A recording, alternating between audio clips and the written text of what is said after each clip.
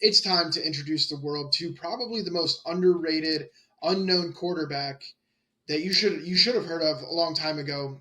Dan the man, the Meatball Man, Meatball Mania, Dan Pastorini. That's Dan Pastorini. This I don't know where to start with Dan Pastorini because you cannot predict the next line of information that you get on his Wikipedia page. Um, this He's the man, man. yeah, this man was married to a Playboy bunny who just passed away in July of this year, which is wild that we came across this. Um, he was known to frequent swinger clubs. He was a NHRA drag racer.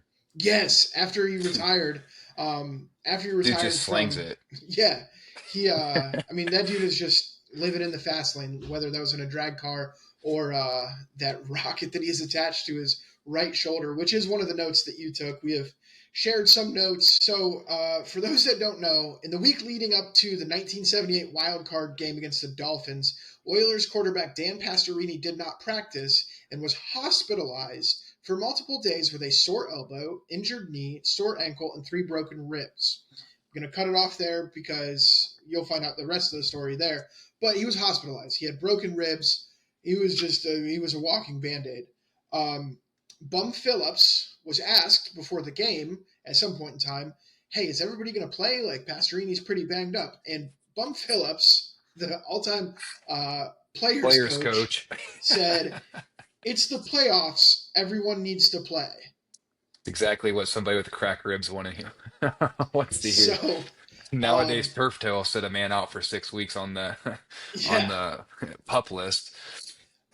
So yeah, Pastorini was the first person to wear a flak jacket that we see now. That was one of the first things Eddie had found about old Dan the touchdown man. Yeah, he was the first one to wear a flak jacket that we see all the quarterbacks wear these days to protect those ribs. And his head coach was like, "Better play."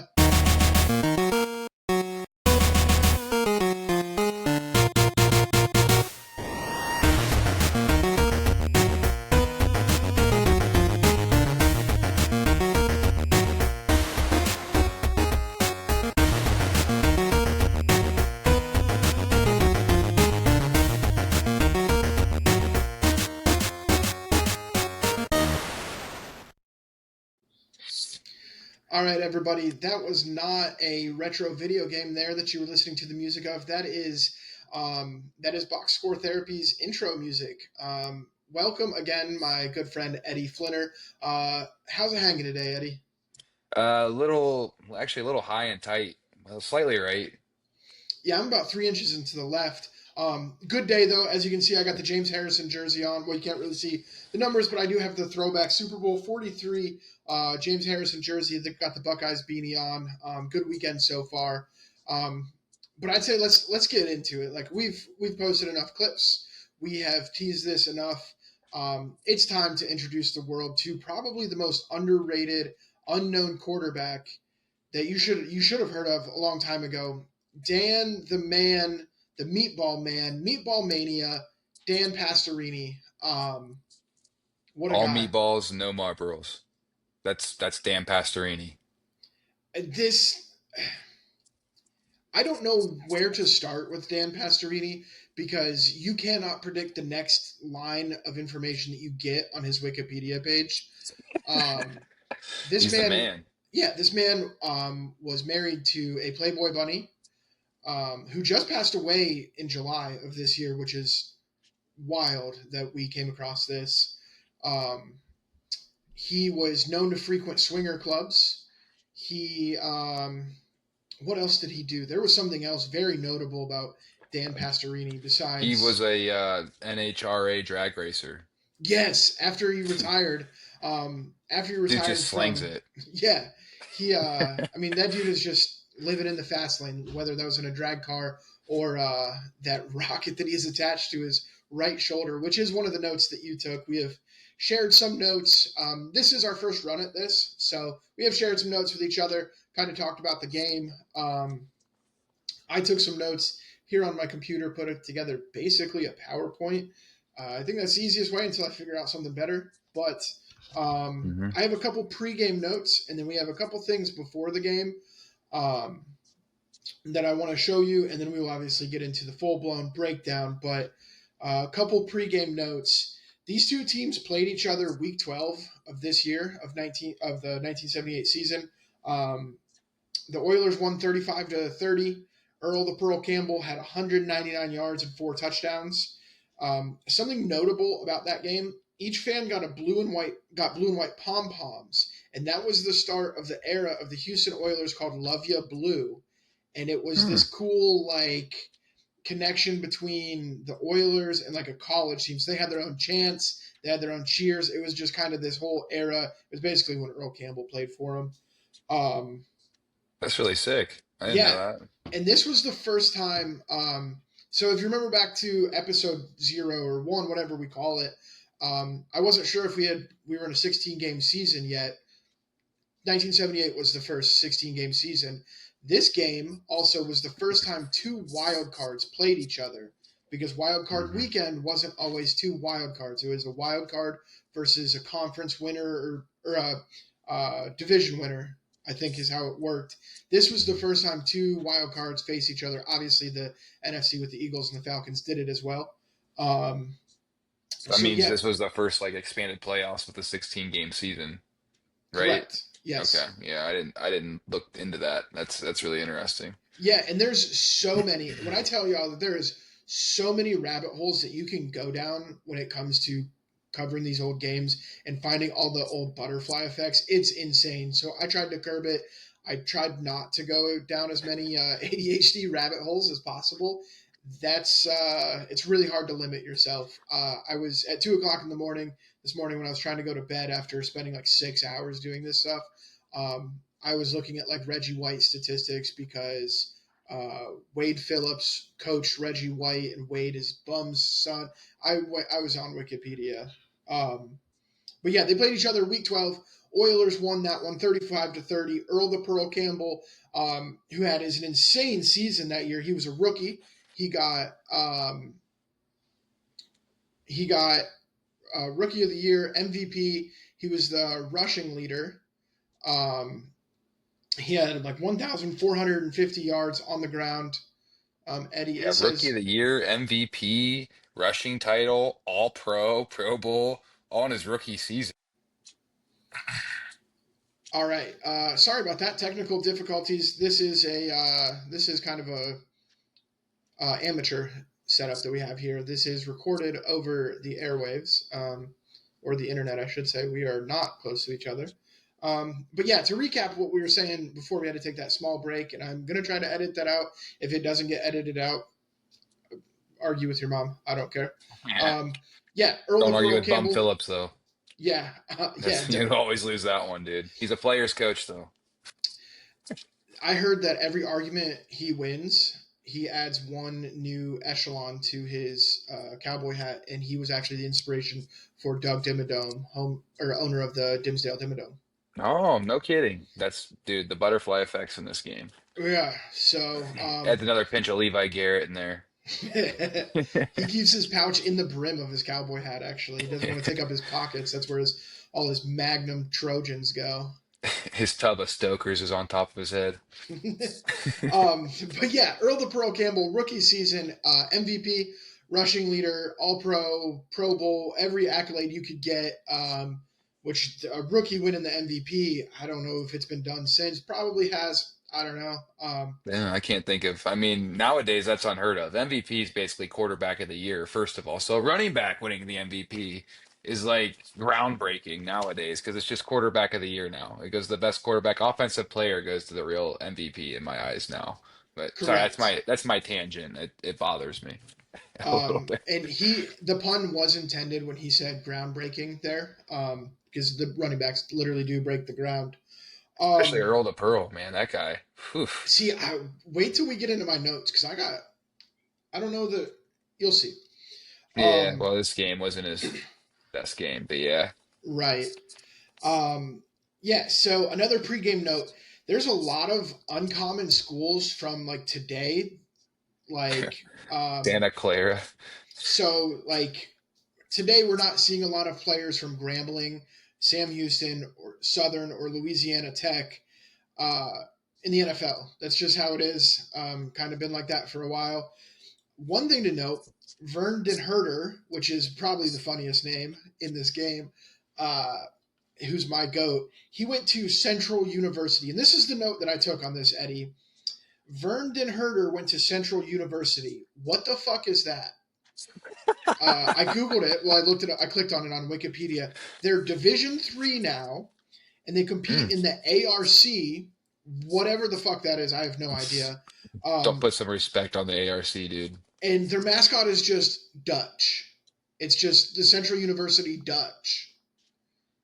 So they're like the Flying Dutchman from SpongeBob, No, it's just the Dutch, and like their Wikipedia an page. Amish guy. Yeah, their Wikipedia page has like a quarterback rolling out for a pass or something for the football team, and instead of saying, here's number 13 Johnny Unitas throwing the pass, it's just a picture from their game in 2010. It doesn't have Oh. like it doesn't have any specifics. And then So like Werner Herder is probably the best player to ever go to Central University or whatever. yeah, he's the only one I think to ever be known. Um, last Pastorini couple was from Santa Clara, which was a D2 college, and they don't even have football anymore. That's not surprising when you find out about who Dan Pastorini is, the man, the myth, the legend, Dan the He's Meatball Man, underrated. for Yeah, sure. sorry to get off the rhythm here. It's just No, no, you're I fine. get excited when I see a little Pastorini. Just wait, Eddie. We have a lot of Pastorini coming your way. Couple more notes I have. Number 00, electric. Bring that back. Inject that into my veins. I want my 4.3 Yeah. 40 kick returner who's 5'8". I want Calvin Austin to wear 00. hmm Um, Yeah, I got that in my notes too. the Oilers allowed the fewest sacks in the NFL that year. That was 17. That was kind of surprising. I don't know if Um, that can even be repeated nowadays. and I I mean, don't with how know if many that dropbacks there are now. And I don't know if that was a product of Dan Touchdown Man or their offensive line or both. Our offensive Um, line's got some good players on it. I mean, they played good all game. without further ado, I'm going to start sharing my screen, Eddie. For those that listen to this, I will try to give the best audio representation of the stuff that can't be listened to. There's a lot of clips in here, but for the things that can't be listened to, I will try to get it for you the best I can. I do have a quote coming up, but I need to give the context first. So I'm going to go ahead and share my screen.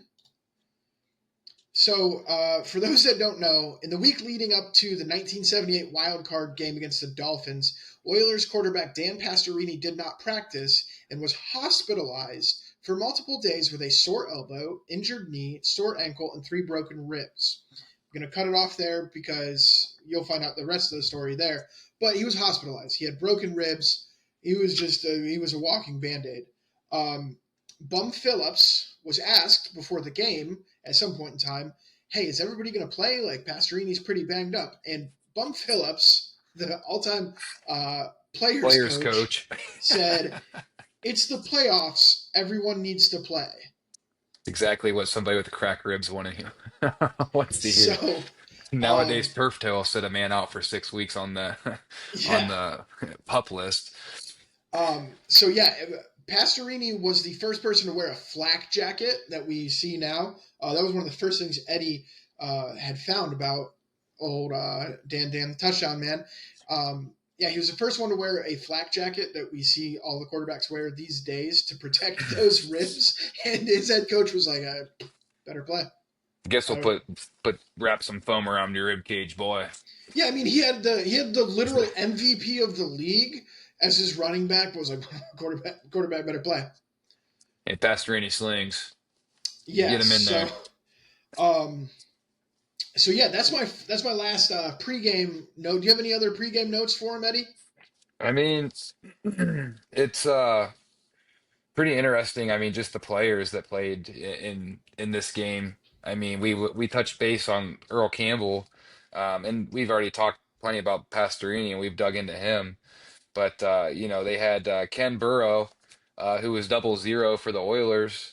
Um, he had 624 yards and 2 touchdowns on the year. It's more of a down year for him, but he's a black college football Hall of Famer, two-time Pro Bowler. He was an All-Pro in '75. He led the NFL in receiving yards.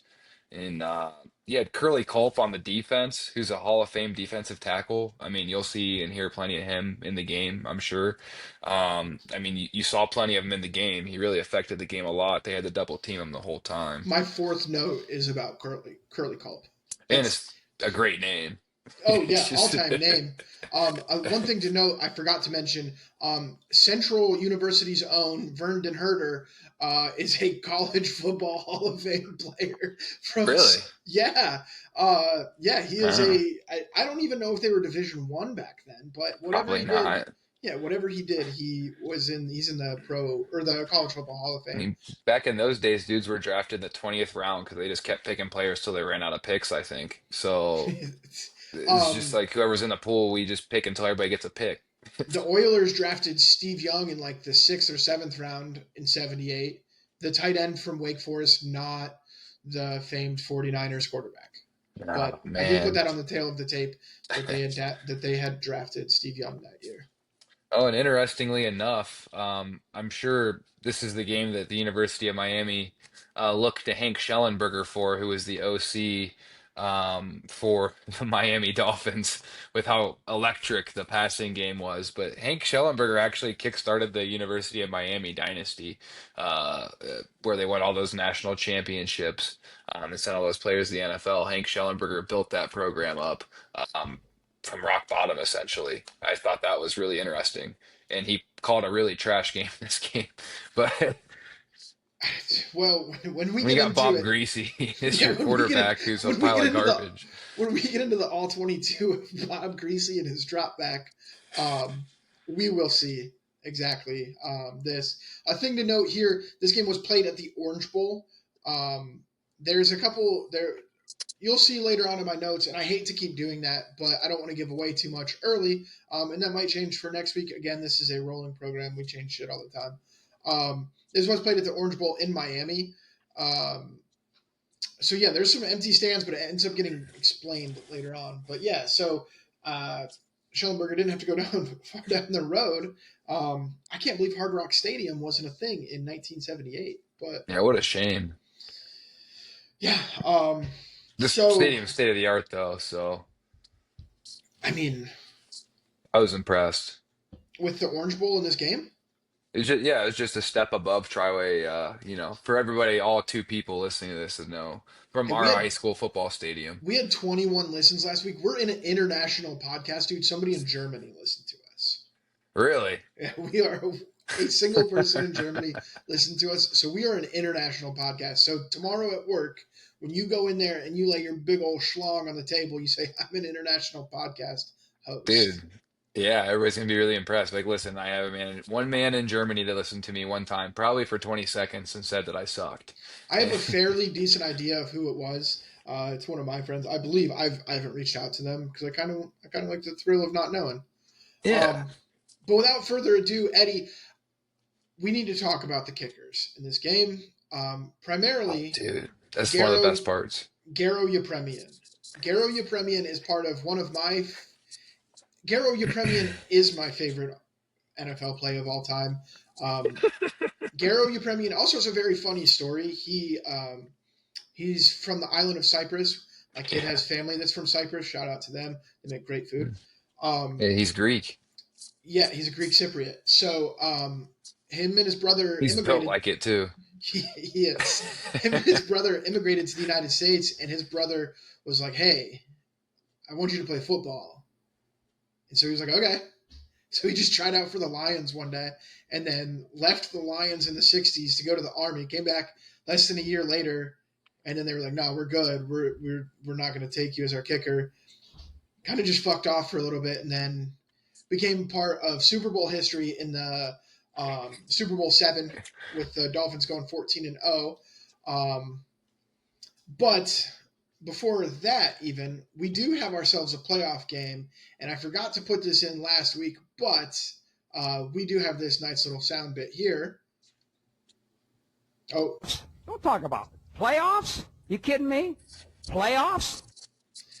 forgot to put that in last week.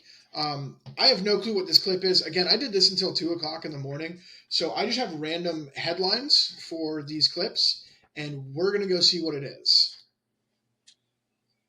Oh, this is This is the beginning of the. I look at Bum. Man, he looks like he got all of his teeth pulled right before the game. I need more room for my beach nut.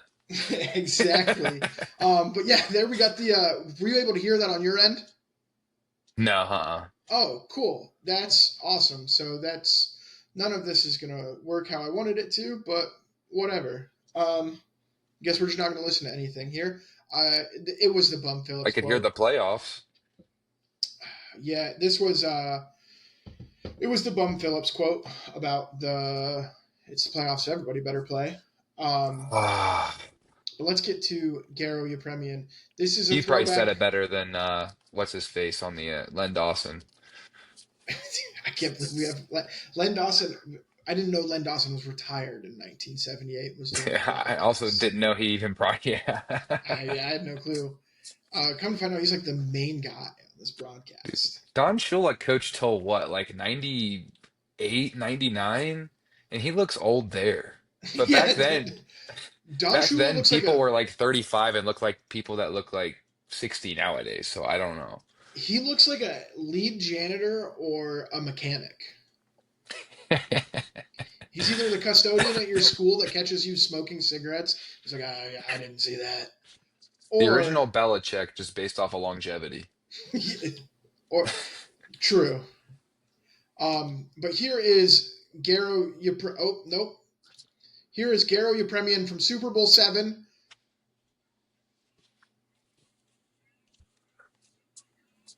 Mm.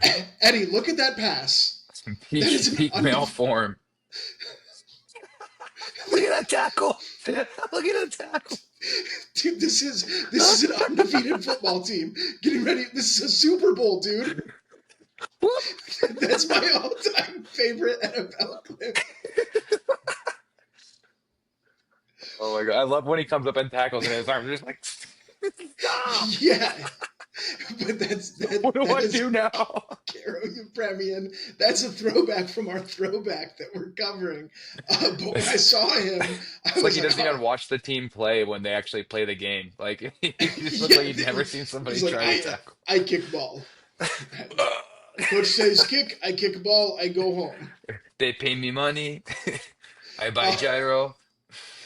so yeah, that was one of the first ever memorable clips of my childhood is Garo Yepremian doing that. So that is my all-time favorite NFL clip just because of the absurdity of it. Um, last Garo talk for a minute. I just have this one titled Garo LOL. And it's just him trotting off the field with his single bar face mask here. That's probably why he didn't want to make it a tackle. He would have broke his nose. Yeah, for some reason, I just said Garo LOL.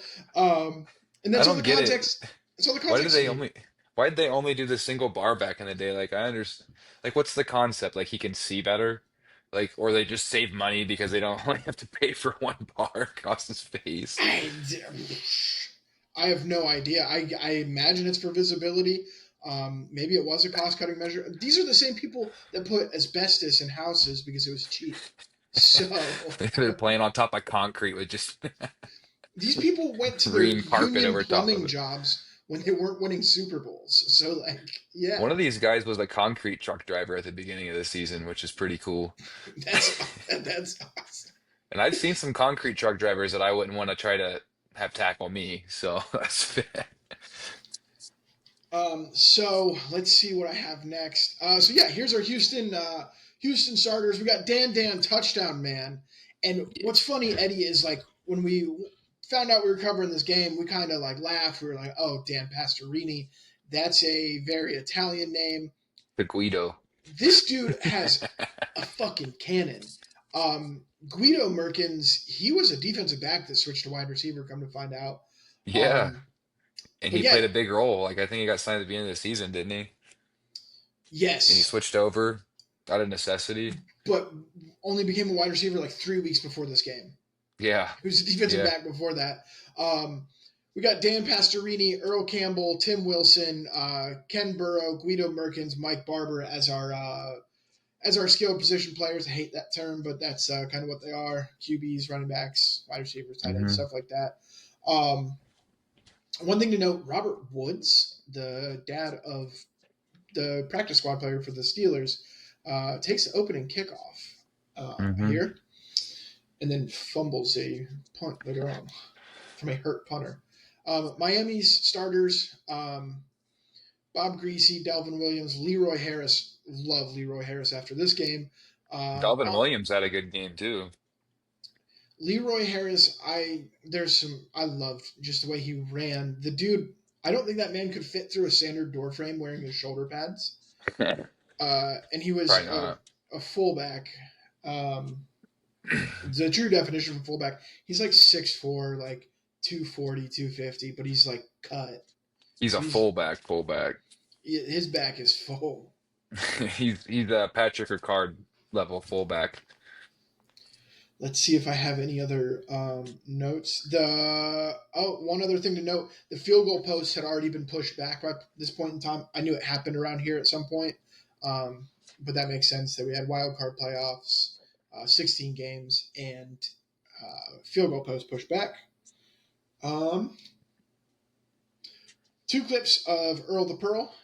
Let's see what we got on this first one. For him getting stuffed. Yup. Oh yeah, so that was something that I took down as a note. Um, First of all, they said you wouldn't get that on synthetic turf. Was the quote from the commentator? This is what, like 10 years after AstroTurf was invented. So, Hmm. um, but it seemed really slippery for the running backs. I don't know why, but yeah, Earl Campbell slipped there. This one, His whole first half was just really bad. He couldn't get correct. anything going. Look at him carry that football. I think he had something going on, like his ribs were cracked. I wonder if that had a reason on why he was carrying it so loose like that. Not up Another against his ribs, tucked in tight. Another thing to note here, it didn't come through obviously on the sound. They were amazed at his cutback ability, and like they were like, "Oh my God, he was supposed to go left and he went right." Look at his cutback, Eddie. It. Let me Oh go man. back. We'll go forward. Look at this quote unquote cutback. The Len Dawson's enamored with this cutback. It was like, I mean, oh yeah, there was a different cutback he did that I was impressed with that, and I'm Right. surprised he said this was the one. That's just a counterplay in 2025. Yeah, but he's like, that's the great thing about number 34 is his ability to change directions. Sir, he just went right instead of left. He didn't even shuffle. He just took a hard step. He actually crossed his feet. Technically, that's bad. Yeah, he didn't. He crossed his feet.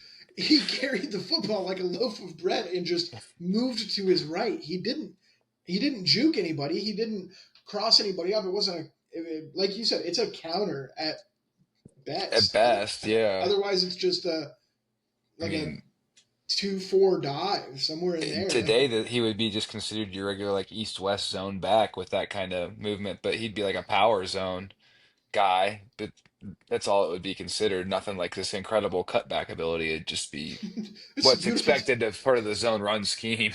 That's the beautiful thing about number 34 is his ability to change direction. It's when everybody runs 12 personnel out of the I formation with a fullback, then, well, not 12 personnel, that's just the traditional I formation. Then, actually, no, it's 12 because they're playing two tights, right? I see, Eddie. I would like to tell you, but we have wideouts that are in a 3-point stance, so I don't Right. truly know what's going on at any point in time. We They said have, they're spreading it out here, and they had a tight end in a 3-point stance, a wide out, just one wide out in a 2-point stance. Everybody else is in a 3-point stance. yeah, the quarterback said down, and their wideout got into a sprinter stance like he was about to run a 100-meter dash. Wonder what that guy's doing. Uh, Streaking. yeah, dude, that dude's just going. Yeah, No scheming, no hiding anything. It's just like I don't we're know what to grabbing call our balls, these. boys. We're grabbing our meatballs and we're slinging it. F it, Burrow's down there somewhere. That's Yeah, yeah. Speaking of which, a very memorable quote we have here in the early in the first quarter, and I quote: "That was primarily a passing down. More than 3 yards on third down. Generally, you're going to throw the ball. No, generally, you're not going to throw the ball in this era unless you're Dan Pastorini or Bubbles Bob Greasy, I guess." Bob Um, Glass's greasy is what I got for him. I like Bubbles too. Here is a picture of the empty stands at the Orange Bowl, and I just titled it, "Could you not buy end zone tickets at the Orange Bowl?" Uh, No. well, You- this gets I- answered later on. okay, I was gonna say I found the answer out if you didn't, but you I got it, so I did. Yeah, I did. good. I made it to halftime, so yeah, I found that out. Um, Oh yeah, that again, was part of the game, wasn't it? this one is titled "Parsley in a Pear Tree." First, we got two things going on here, Eddie. First and foremost, Houston's kicker's last name is Parsley, and I just think that's, or their punter, his last name is Parsley, and that's just funny. Hmm.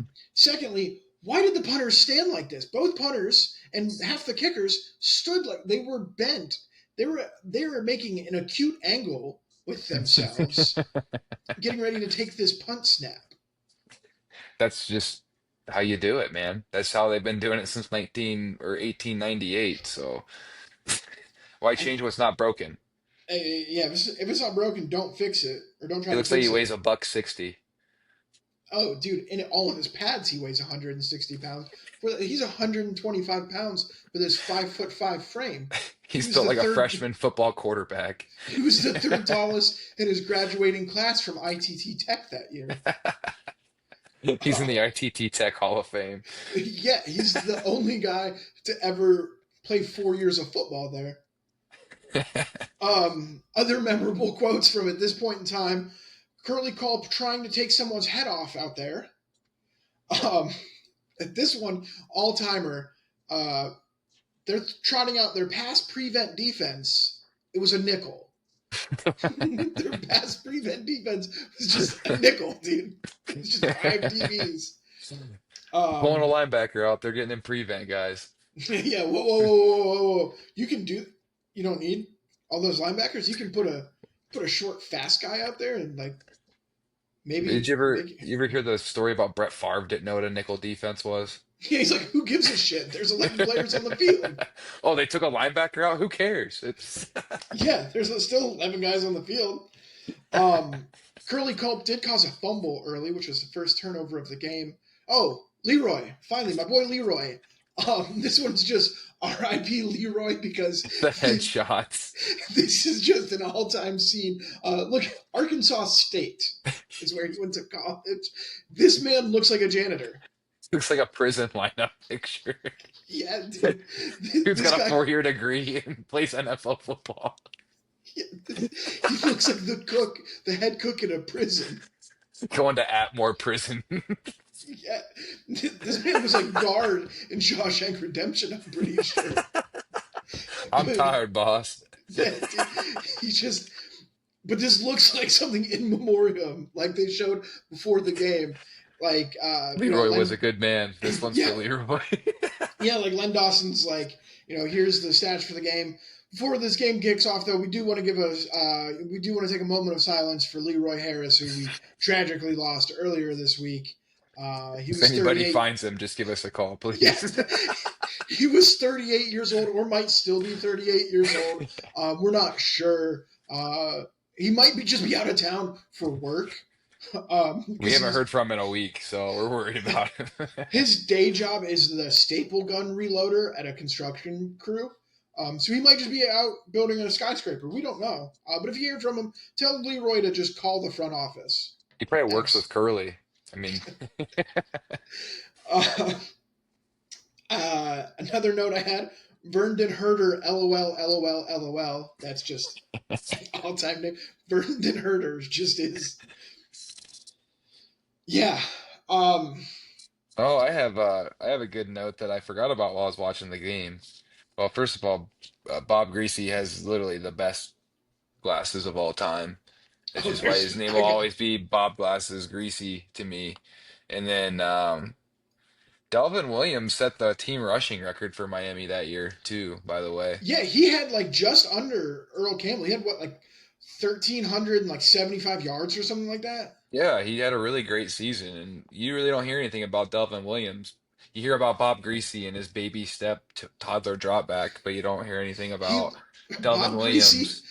Bob Greasy's drop back looks like his ankles are handcuffed together, or Like he's if part you of a chain gang in prison and he's scooting back. if you've ever spent time around a toddler that is potty training and you're like, hey, did you make a mess in your diaper? And they're like, no. Uh-uh. And then they do a waddle like Bob Greasy dropping back in the pocket. Um, I think it's a good visual When I because have a that's kid, that's what I'm gonna tell him. Quit Bob Greasy and me. yeah. Are you got a Bob Greasy in there? Go, Um, go wipe your Bob, please. both a note I have here. Both offenses stifled on their first drive, maybe a first down or two, but wheels were stuck in the mud after. Well, And Miami it was missing Larry Little, who was their Hall of Fame guard, who's like an all-pro like every year. So I didn't realize that until I just looked back on my notes. and their mourning loss of their head custodian Leroy Harris, dude. I mean, That is a man hard was one to the recover from. he was the head That's the custodian. Rudy. He drove the team bus. He was the head cook. He bought He everybody their Marlboros, yeah their but for some Newports. for for some reason he wasn't allowed to stay in the same hotel as the rest of the team. Ah, Um, yeah, well, civil rights. but hey, looking through the lens of 2025, here for this episode goes out to you, Leroy Harris. You might still be Actually, alive. I didn't look at Arkansas your. State, speaking of which, wasn't that they just became a D1 FBS team, didn't they? Like just recently. Probably. Like they're the That's Arkansas State Red Wolves now or something like that. They probably had some Native you American are. mascot. It was some like really really racist thing. They're like, Yeah, they were probably the no, Redskins and now they're the Red Wolves. But yeah. Arkansas State, they were probably like D3 or D2, unless they were one of those teams that bounced up and down like Idaho State or something. But you know, I I Here's digress. It's just an interesting tidbit to me. here's my first here's my first hot take watching this. Let's see. Oh no, spoiler alert. Um, a quote from Len Dawson and the broadcast crew. Um, Earl Campbell has done the play action for Pastorini, and this was my note on that. Dude was MVP his rookie year this season, and he's off to such a sluggish start that he's just a play action back as Dan Meatball Pastorini whips out his meat and balls all over Miami's defense. He really did, dude. He really marinated him down. And I the was impressed. later in the night and the more beers that I had watching this, we pop off a very spicy take about this later on. I do Um, too. I have that he has a rocket attached to his right shoulder. so fun fact, I have my literal next note. Good God, Eddie is not lying. Pastorini can fucking fire that ball. Why did QBs suck at reading defenses in the '70s? LOL. Yeah, no, he's the only one that can read a defense. And honestly, my hot take on Pastorini, and I'm sure you'll dig into this more, is that he is very original prototype like Joe Burrow almost is what he gave me vibes of. Just not afraid to sling the ball, a lot of swagger, um, just chucking prayers down to Ken Burrow with just balls of steel, meatballs of steel, like See, I 100% beef meatballs. That oh guy's meaty, Oh, his balls are full of meat. dude. The comparison that I got was and I hate to do this as a homer. He reminded me of Big Ben. So sometimes Yeah, he'll hang on to the ball 1 second too late, and there's a 50-50 shot. He unloads it and throws a fucking beautiful ball down the field, or he gets sacked and you lose 17 yards and it's 4th and 38.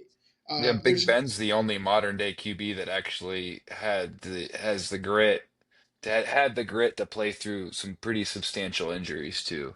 A lot of quarterbacks will get some nicks and bruises and they'll sit out a game or two. He'll play out there with a broken nose, just like whatever, man, blood pouring out of his face. I mean, that's Pastorini too, and he yeah, played with the yeah, cracked yeah. ribs. So We know it's the playoffs. Everybody should be playing. that was Big Ben. I mean, that's one of the reasons I liked him. But I will never forget the when his nose got broken and it looked like an upside down question mark. And he's still out there just slinging blood dripping down his nose, Yeah, but gloves yeah, covered. Pastorini, he had an actual cannon, and this dude was in the first ever flak jacket. They were like, I mean, I guess we can get you something. Like, I So mean, anybody have some egg crate like cushions and we tape yeah, them I around his mean, ribs? I'm sure somebody on the team has a wife that can like sew some pillows or something. I mean, you're being kind of a pussy about it. It's only three Kind of broken being needy, ribs. Dan. Yeah, dude, you were in the hospital Tuesday. It's Sunday. Let's chill, dude. If we lose this game, we have to go back to our construction job. So you Yeah, better go out there and play good. and it's the fucking winter, so there's not a lot of construction going on. There might be in Houston and Miami. So, We got to um, win so I can feed my family, Dan. let's see what else I got. So there was a 3-and-out for the Oilers with 9 minutes left in the first quarter, 0-0. No score bug, just had to generally keep track of down and distance and time, Yeah. except for a random 3rd and 1 they showed on the screen with no context. It's probably because they were drinking in the booth back in the day. So like, oh wait, yeah, the graphics. Oh shit, Steve? You were supposed to do the grab. Fuck. I think he's still in jail. We haven't heard from him. He- Speaking of which, he's the last person we saw with Leroy. Yeah, where did they go? Um, Another memorable quote from Len Dawson and crew. Larry Zonka caught very few balls, and there was a little bit of a laugh afterwards after that one. Larry That Zonka was the confirmed. alcohol. Yeah, Larry Zonka confirmed not in the passing game a whole lot. It Um, confirmed Len Dawson is who broke into your house last week and drank all those beers. Len Dawson's that ghost. motherfucker. Yeah, and then he went back in time and watched the game with those beers in his system. I knew it. It's the only logical explanation. I fucking knew it. It's because we're in a simulation. He took the red pill, didn't he? Yeah, he did. He told me Mother about it. That's why I know. that motherfucker Len Dawson. Um, another thing that I have here, I still have not made it to the first touchdown in the game yet in my notes. That's why we're not going to the next slide because it's the first touchdown. You can hear the cheerleaders in the broadcast like it's a high school football game. Yeah, Incredible scene you can there. hear everything on the field, actually. It's pretty cool. What It's the like fuck watching was the up? USFL. What the fuck was up with the grass? Both running backs slipped. Why did punters stand like that? Robert Woods fumbled a punt from a punter with an injured knee. Yeah. Yeah, Um, enemy territory. that set Miami up well. Next notable statistic. Holy fuck, Miami's defense was insane. 32 picks and 21 fumble recoveries. Yeah. That's Yeah. insane, dude. 52 turnovers forced. Yeah. A quote about our boy, rest in peace, Leroy. A big man like that's not supposed to have the versatility he has. Why are they so obsessed with the cutback? Leroy Harris, Arkansas State. This wasn't a cutback. I think I have a clip of it in here somewhere. Um, I guess if we get to it, we get to it. Enough about my well. Okay, so I have Bob Bubbles Greasy connects with Andre Tillman for the game's first Hmm. touchdown, who is wide open up the middle. Why did they have linebackers on him? Here is Robert that. Woods is the MVP for Miami at this point Here after is that that fumbled clip. punt return.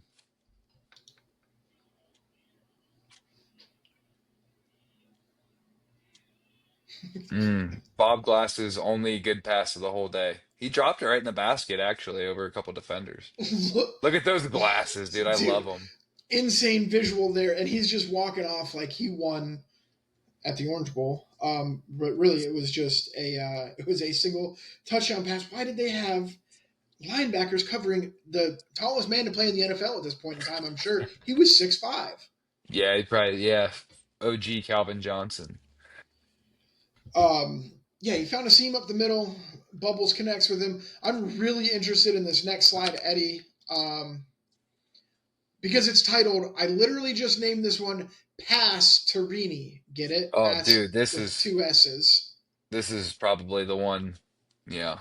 You think it's the one? I'll I'll wait to see. This one had me get up out of my seat. No, this isn't the one, but still, this is where I was like, oh man, that man's got a rocket on him. Yeah. He just Look, planted that right foot down and just slung it. the dude. I mean, I'm surprised he didn't play baseball. That dude had a cannon. He could Um, have. I mean, I could have. Very versatile. quote. That's why the ladies love him. It will. Yeah. Um, ladies love him. He's on his cool jet. Um, Another thing here. I apologize for saying all the ums. I'm hoping I can take these out in post or not. I don't care. Argue with your mom. Here's a quote from the Bob Greasy touchdown. You can see how valuable Bob Greasy is to this football team. He's the fucking quarterback. Yeah, he's pretty valuable to the football team, man. Thanks a lot, Len Dawson. Weren't you wasn't he a quarterback? Yeah, he was the one. Pretty sure he's the one that has the infamous picture of him ripping heaters at the Super Bowl halftime, Super Bowl one. Yeah, he's the OG Marlboro man. Yeah, he's just sitting there like on the bed, on He the got a like on a beer too. stool. Yeah, just ripping darts at halftime in the locker room. Ah, I'm jealous. I wish I could have done that when I played football when I was 17 years old. Yeah, they're just I, pussies. They ruined America. Dolphins were also the highest scoring offense with 372 points. They were a very good football team, hmm except for against the Oilers, um, Yeah, Oilers spank him. both times. Um, Earl Campbell looked like ass in the first quarter, is a note I have. Also, Oh yeah, nothing's going on the Pastorini, ground. Pastorini was mobile too. Um, I mean, I had with 5 minutes left, Earl Campbell had 5 touches for 3 yards. The NFL MVP was held to 5 carries for 3 yards with 5 minutes to go in the first quarter. That's that was an horrible. efficient running back in 1978, though. You're telling me he got almost a yard per carry? He falls forward over the line of scrimmage every time. Have they tried a lateral pass down the field? You know you can do that now. Um, I wish my notes would stop going scrolling back up. Um, why did we have wideouts in motion? Did people think they were going to get a jet sweep out of this? I don't think anybody handed off to somebody in motion until the 90s, Mm-mm. at least. So why did the wideouts go in motion? They weren't trying to detect coverage. You only had man coverage back then. I don't. Just make him feel better. Yeah, hey, fuck it, man. Like, what if you just like, okay, so you're on that side. What if you went to that side? Like, You replaced Leroy. He was pretty good, but we'll let you run up from side to side a little bit. yeah, and we'll see what the defense does. We'll see how they react to it. Here is probably the best slide of the night, Eddie. I'm very, very proud of the artwork on this one. Make sure you pay attention to this. Random Don Shula needs a cowboy hat. Boom! Cowboy hat Mm. on Don Shula. Now he's as good as now he's the players coach. Like Bum Phillips. I mean, everybody should play. It's the He just needs playoffs. some beach nut, dude. And he needs all his players to play because it's the playoffs. I mean, That's true. they He need probably didn't make his players play. That's why he's not a players coach. He didn't make them play and earn their paycheck. they need to quit crying and quit or just start playing football. I mean, we're paying these guys like $5,000 a year. They need to quit crying and continue playing football. Yeah, we make it to where they don't have to hold a regular job for 6 months out of the year. I mean, come on. Yeah. People Uh, would kill to be in your position. yeah. Do you want to go back to the union? Because we'll ship your ass back there, dude. I'm there starting in February. So Do you yeah. want to work hand in hand with a 12-year-old chain smoking cigarettes working 100 hours a week? I didn't think so. Go Uh, find Leroy and come play on Sunday. all caps, just neck rolls, baby. Yeah, just neck rolls and the fullback is back. I love Um, some good old fullback football. I miss Mike Allstott, the last real fullback. well, in case you were wondering, Larry Zonka caught very few balls. It's still funny every time Yeah, for no reason. yeah, just like they were like, Ooh, you kind of said like I mean that was testing the waters and on live television in 1978. They got color TVs a year before this, so for them to be able to make a wiener joke, they thought was absolutely hilarious. This was the time that they started accepting all kinds of things of different colors, finally. And faking moon landings. There's still a lot of white on that field, though. That's all I gotta say. There's a lot. We hadn't fully integrated yet. That's one of my notes. It A looked lot like more a white dudes than I'm used to seeing is like my exact note. it was yeah. Um, back to back Pastorini notes. When Pastorini wanted to, he could wind up and launch the football, and then all caps. Pastorini's cooking the pasta sauce at the end of the first. Holy shit!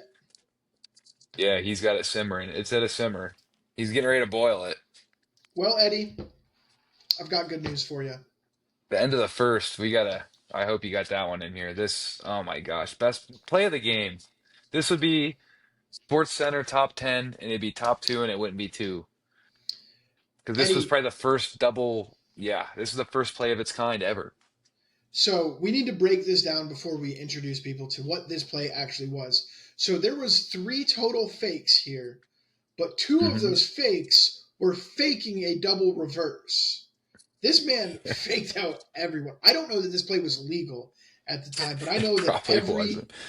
I know that every high school ran this play the next season. So we're gonna watch this a couple times through. So this is triple fake double reverse pass on a sleeping defense. This is my goat. Box is stacked. There's the wide receiver in 12 motion. personnel. Fake, fake, fake. Points Slings it, dude, through 3 to 4 defenders. to his Four. fucking fullback, Eddie. Headed the needle to his fullback. You will never hear those words in 2025. Triple fake to thread through 4 defenders to the fullback with a cut block by the halfback. What? I didn't even see We gotta that. we gotta watch this one more time. So I we've feel like I'm in oh high school no. again watching us on film. So we've got here, Eddie, we've got an I formation. We have a wide out up here that ends up coming in motion out We're of spreading it out, dude. the See, they 3 point got one. stance, Eddie.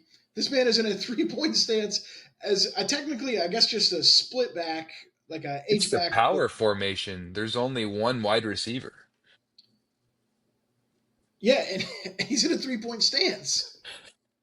And the box is stacked with 9 defenders. The One, triple two, option was a three, good call four, with a stacked five, box like six, that. 7, 8. There's Re- three guys that aren't in the box right now. And really, think about this. This is a genius play call because if they're stacking the box that hard and you run that big distraction, you're probably getting all the defenders that come down. Though they still had the 3 defenders drop back, but I guarantee you they weren't looking for the fullback to get the ball, which is why he was able to just drop it in the basket. It's pretty Yeah, genius by Bum Phillips. yeah, and it's like, okay, so after the first fake, you're like, all right, it's got to go to the second guy. But then he Yeah, gets faked, and you're like, okay, I know it's the third guy. And then he gets faked, and then Dan Pastorini, that sauce comes to a boil. We're at a that's 7 what I 7 was ball like. Joe game. Burrow, wait a second. Dan Pastorini. Oh, dude, the touch on the pass, really, with the zip over 4 defenders, and that is a Miami defense that forced over 50 turnovers and 31 interceptions, and he slung it. Like, dude, put some credit on the man's name. Bob Greasy needs to get out of the books and put Dan Pastorini in his place. Yeah, I don't know why we glaze Bob Greasy, and I want Pastorini to glaze me. somehow we got a corrupted file here. Peak 70s, Bum Phillips, assistant coach's hair, cast on dude's hand or dude's arm in the background, hashtag thriving. We got mutton chops. We have Mm, the the Amish cut. Jared Bardahl club here. Um, Clubby. we have a 10-gallon hat, the polos. There's just I don't even know what this picture was. It was probably just a screenshot of Bum Phillips doing. Can we talk about the name Bum Phillips? Well, yeah, I have notes about that. Please inform me. I did a little bit. I looked on his Wikipedia last night. Um, he coached under Bear Bryant, I believe, and he was kind of just like a. I mean, he went off to World War II, came back, played some college ball, got a degree in education. Was like a high school coach, just kind of hanging out for a little bit, and then um, found his way into college coaching just because he probably just drove to the stadium one day and was like, "Hey, I want to be an assistant coach." And they're like, "All right, We're not going to tell a man that looks like you know. You're a yeah." cowboy. And then he just became a coach. Like that was kind of his story. I would love to He hear your notes on Bum Phillips. he he Bum Phillips, well, first of all, he's the father of Wade Phillips, but he is the creator of great quotes. The harder we played, the behinder we got. Um, and people asked him how he got his name Bum. He said it's because where I come from down south, that's why people call them bumblebees instead of bumblebees. They call them bumblebees. I still don't know why that people call them bum, but that makes What? that makes I sense when you thought have a mouthful of beech nut. I thought that you fucked up that quote. No, he did the Michael Scott. Sometimes I start talking and I don't know where my sentence is going before I finish it. He was just like, whoa, down here they just call them bumblebees. Yeah, I wasn't blowing Like, that out of my ass. That's for real. like, They hey call them man, bumblebees down here. I said, all right, bum, cool, buddy.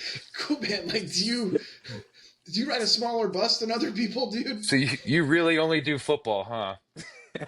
Yeah, Yeah, me bumblebees and football bumblebee, me like and bumblebee, beech nut, ball, bumblebee, beech nut, and bummels. The three B's. the killer, the OG killer bees. Um, don't know what this clip is. Peak male Probably Bum performance. Phillips doing his bumblebee impression. Oh, Oh, that's the kicker who's uh, also from Europe, built like a European man. can we talk about? There's a couple peak male performances here. First of all, that extra point, but let's talk about this extra point being good by the referee here.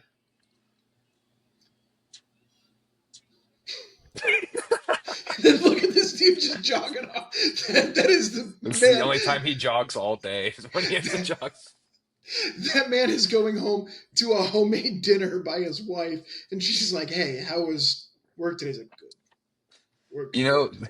surprisingly, he was a pro soccer player for 8 years Before or after kicking? from Austria before kicking, from Oh, 63 to 71, and then he was just chilling. And then, well, actually, he would have been, I don't know, it was a pro club team. So probably their youth and then up through that. And then he was a 26-year-old kick. Oh, no, excuse me. He was a pro soccer player from 63 to 71, and then 71, he got signed to the NFL as a 26-year-old rookie. And then he won a Super Bowl with the Cowboys, first team All Pro. He was on the 1984 All USFL All League team. So he what? played for a long time. So kickers back in the day, obviously kickers are a much different thing today, being recruited and Mhm. everything. Kickers in the NFL back in the day were the same way that Triway High School gets its kicker. They just like, hey, you play soccer, right? Okay, what if you did that but on a football field? Yeah, and like nobody like really tried to hit you. Like we're not allowed to. Yeah, Sometimes it might happen. Garrow when you throw an interception in your perfect season Super Bowl. Um, yeah, but this is how I want. This is the peak man. This man's wife doesn't know that he's on national television kicking football. She thinks that he's a pipe fitter somewhere. And he gets Yeah. home from work and she's like, "How was work today, honey?" And he's like, "Good, work good." We're good. Pipe's been fitted. And then he eats sausage and sauerkraut and goes to sleep and then goes to work again the next weekend. Fucks off during the day, probably gambles, smokes cigarettes. That's not Cigars stereotypes. That's not stereotypes of Eastern European people. That is stereotypes of adult males in the in 1970s. America. Actually, America is. Why is this not showing up? I have a great Uh, picture for this one. that's sad. Huh. Oh. Let me see. I have this one. I named all of these. Um, this is the picture that it's supposed to be. Let me pull it up. I don't know why Canva is doing this and our super professional setup that we got. So, fun fact: he's calling your mom on this phone from the sidelines. That's Dan Pastorini. Obviously, he is calling your mom. He's telling her what he's going to be eating for dinner and what she's going to be doing later. Exactly. He's not asking what's for dinner. He's telling what's for dinner. Yeah. He calls and she already knew. She's like, Dan, what am I making you for dinner tonight? He said, meatballs, extra spicy. You know how I like the pierogies. See if we can get. So here is the missing Bum Phillips picture from earlier because I know we were looking forward to seeing that. Bum Phillips. There is the missing. There's the missing Bum Phillips from earlier. Just this man Mm. drove home in his Cadillac and probably like took care of cattle afterwards. Worked a Oh, full-time yeah. job. And he doesn't have a spitter. He just swallows his chew spit like a real man. You can Oh, tell. Look at like that's his face right there is right after he swallowed a mouthful of peach nut. he's looking at his kicker, calling him a pussy for spitting out his dip. He's like, I don't deal with pussies. Like that's you're off the team. Pussy. You call me a pussy boy. I don't know how they do it over there in Europe land, but here, brother, we don't spit. You ever hear of Normandy, son?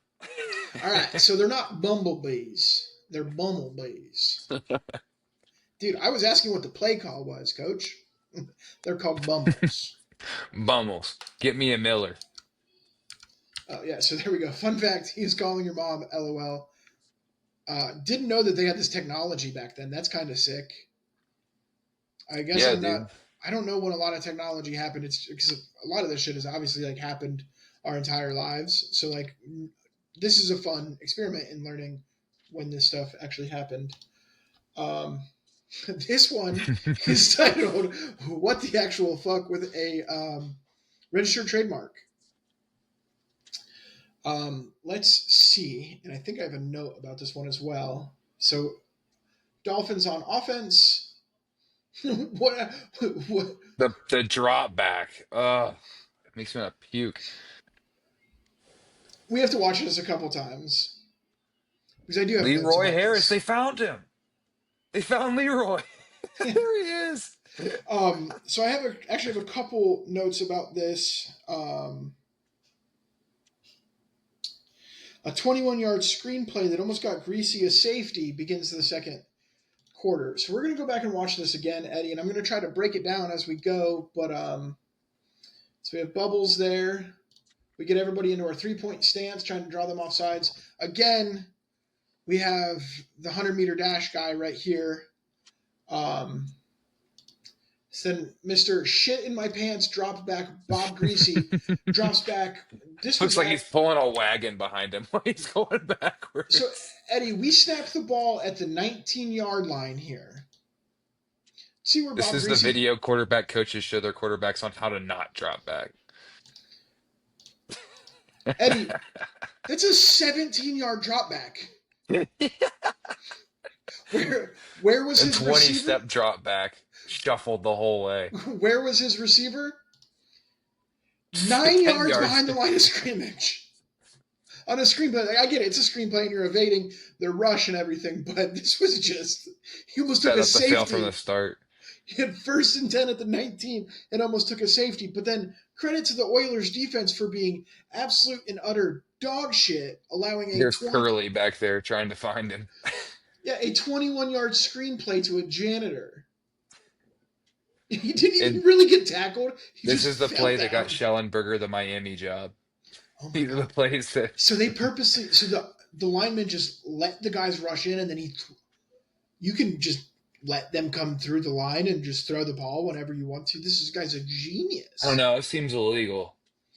Should we like tell them that we can do that before? Do you think there was a guy that had a paper rule book on hand and they were like running plays by him to see if he could find where it was illegal? before they ran it. Probably. It's like, let's just be safe and just make sure that guy puts his hands in the dirt because I don't think we should not do that. Some Yeah, people do. I think it's illegal and we don't want to cheat. That yeah, would just be we would hate frowned to upon. cheat. This is literally like the mindset that created Bill Belichick. Um, I Rules. I don't see accidentally. this in the rule book that says I can't deflate the balls. There's no rule that specifically states that I cannot have an employee in my organization remove air from the footballs. So He's difficult for the sake of being difficult. Like he literally won't even give up his name rights for video games. Like just because. It's he won't let the Patriots at his practice facility because they won't let him at his. Now I used far too many words there to explain that. They were just like, "Hey Bill, can the Patriots scouts come to your camp?" No. Oh well, why not? Not allowed there. they're No, close practices. we're not allowed in New England. They're not allowed here.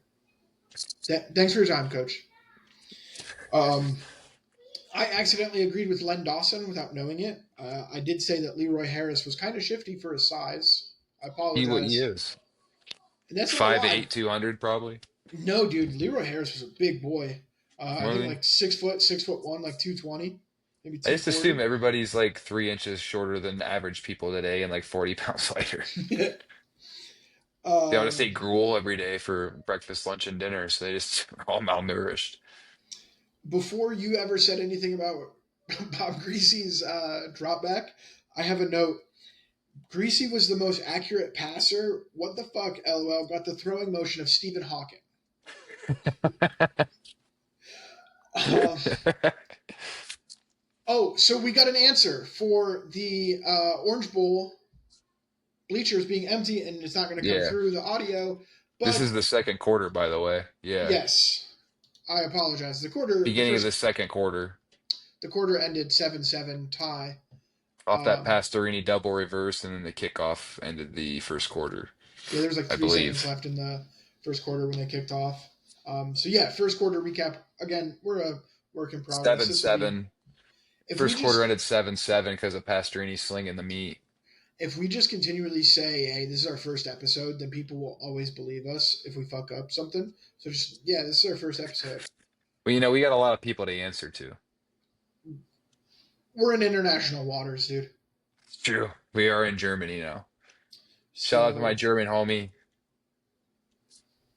yeah, I don't know any German, but besides like nine and bratwurst. I know some things that probably shouldn't say on a podcast. Um, but yeah, that screen pass that I just showed by Bob Greasy was the first play of the second quarter. 19-yard drop back. Essentially, they explain what's going on with the Orange Bowl. These are temporary bleachers. They're being built. So, fun fact: you can have a football game at a stadium that is being built. But Eddie, if you look back here, um, that's for the parking lot. Like this was not a very big complex. Yeah, they were building it for the actual Orange Bowl, And then over right? here, Like they were throwing up easy stands for the actual yeah, the like Orange Bowl was like the the week after Orange this. Bowl, the football game people actually wanted to watch back then, the college one. Yeah, the actual Orange Bowl was like a week after this, I believe. Forget who was playing in it. I had it in my notes. Not that it matters, but it was like Notre Dame and somebody. Um, yeah, but then we got this awesome scoreboard here. I wish we could just get a camera on that the whole time. But yeah, they're building the Orange Bowl. The Orange Bowl is going to happen later on that Looks week. like an easy scoreboard on the easy stands. Sorry, It's I'm just looking one at my step up notes. above having a guy with like chalk, just like erasing the score. Like They were it's still great. doing they were still doing that at MLB games at the time. At this time, they were still having they were paying a kid a nickel a game to not die and change the letters on the scoreboard. Wait, were they really still doing like the chalk stuff on at baseball games back then, or is that like I'm not a big baseball guy. I can say yes because they did that at Fenway Park until like 10 or 15 years ago, probably. So For the nostalgia. yeah, so technically yes, they weren't doing that at most major. They probably It wasn't a eradicated it wide all. practice anymore. They They, probably were on these beautiful whatever those are scoreboards. Maybe Wrigley might have done it. I can't remember if there's a scoreboard out in Wrigley, but There's probably still a couple teams if they did it back, if Fenway still did it back then. So um, let's see what else I got here. Andre Tillman. Let's see this not clip. Peanut Tillman.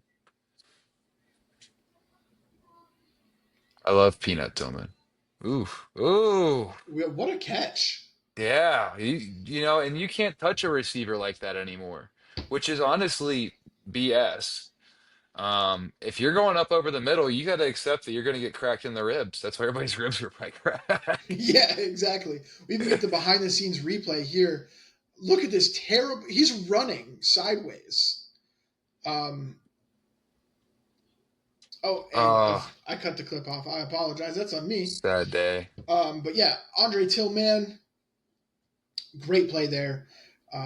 Catch over the middle, takes it down. Like Eddie said, he was being absolutely assaulted by the secondary there and still came down with it. But again, Tillman was like 6'4", so he's probably the third tallest player ever at the time. A real top G.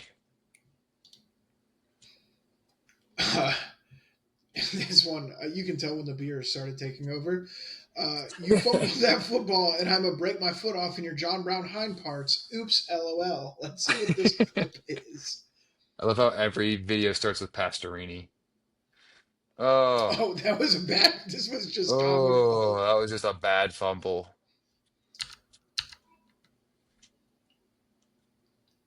This is when the Dolphins offense, just the wheels started falling off. It was right about this moment. Correct, and that was our boy. That's actually how Leroy Harris died. Was that play there? One thing I had to note, and again, I don't know. There's no score bug, so I can't tell when these clips are taking place. Um, Oilers started a drive at the like 3.5 yard line with 12:33 to play in the first half. How will they overcome? Again, Earl Campbell was low key shitty in the first half. I just emphasize that as much as possible. Yeah, he was Um, not great. Matt Moore had a decent return to the 23 with less than 11 minutes in the first half, which is essentially the 2 minute drill in today's world. Because once you're getting close to single digits on that scoreboard, like that's how could you ever get down the field in like 6 or 7 minutes? That's unheard of in 1978. Um, Another great quote from Len Dawson and crew here. Great field for great field position for Bob because he can throw the ball or run. He can really do anything he wants to down here.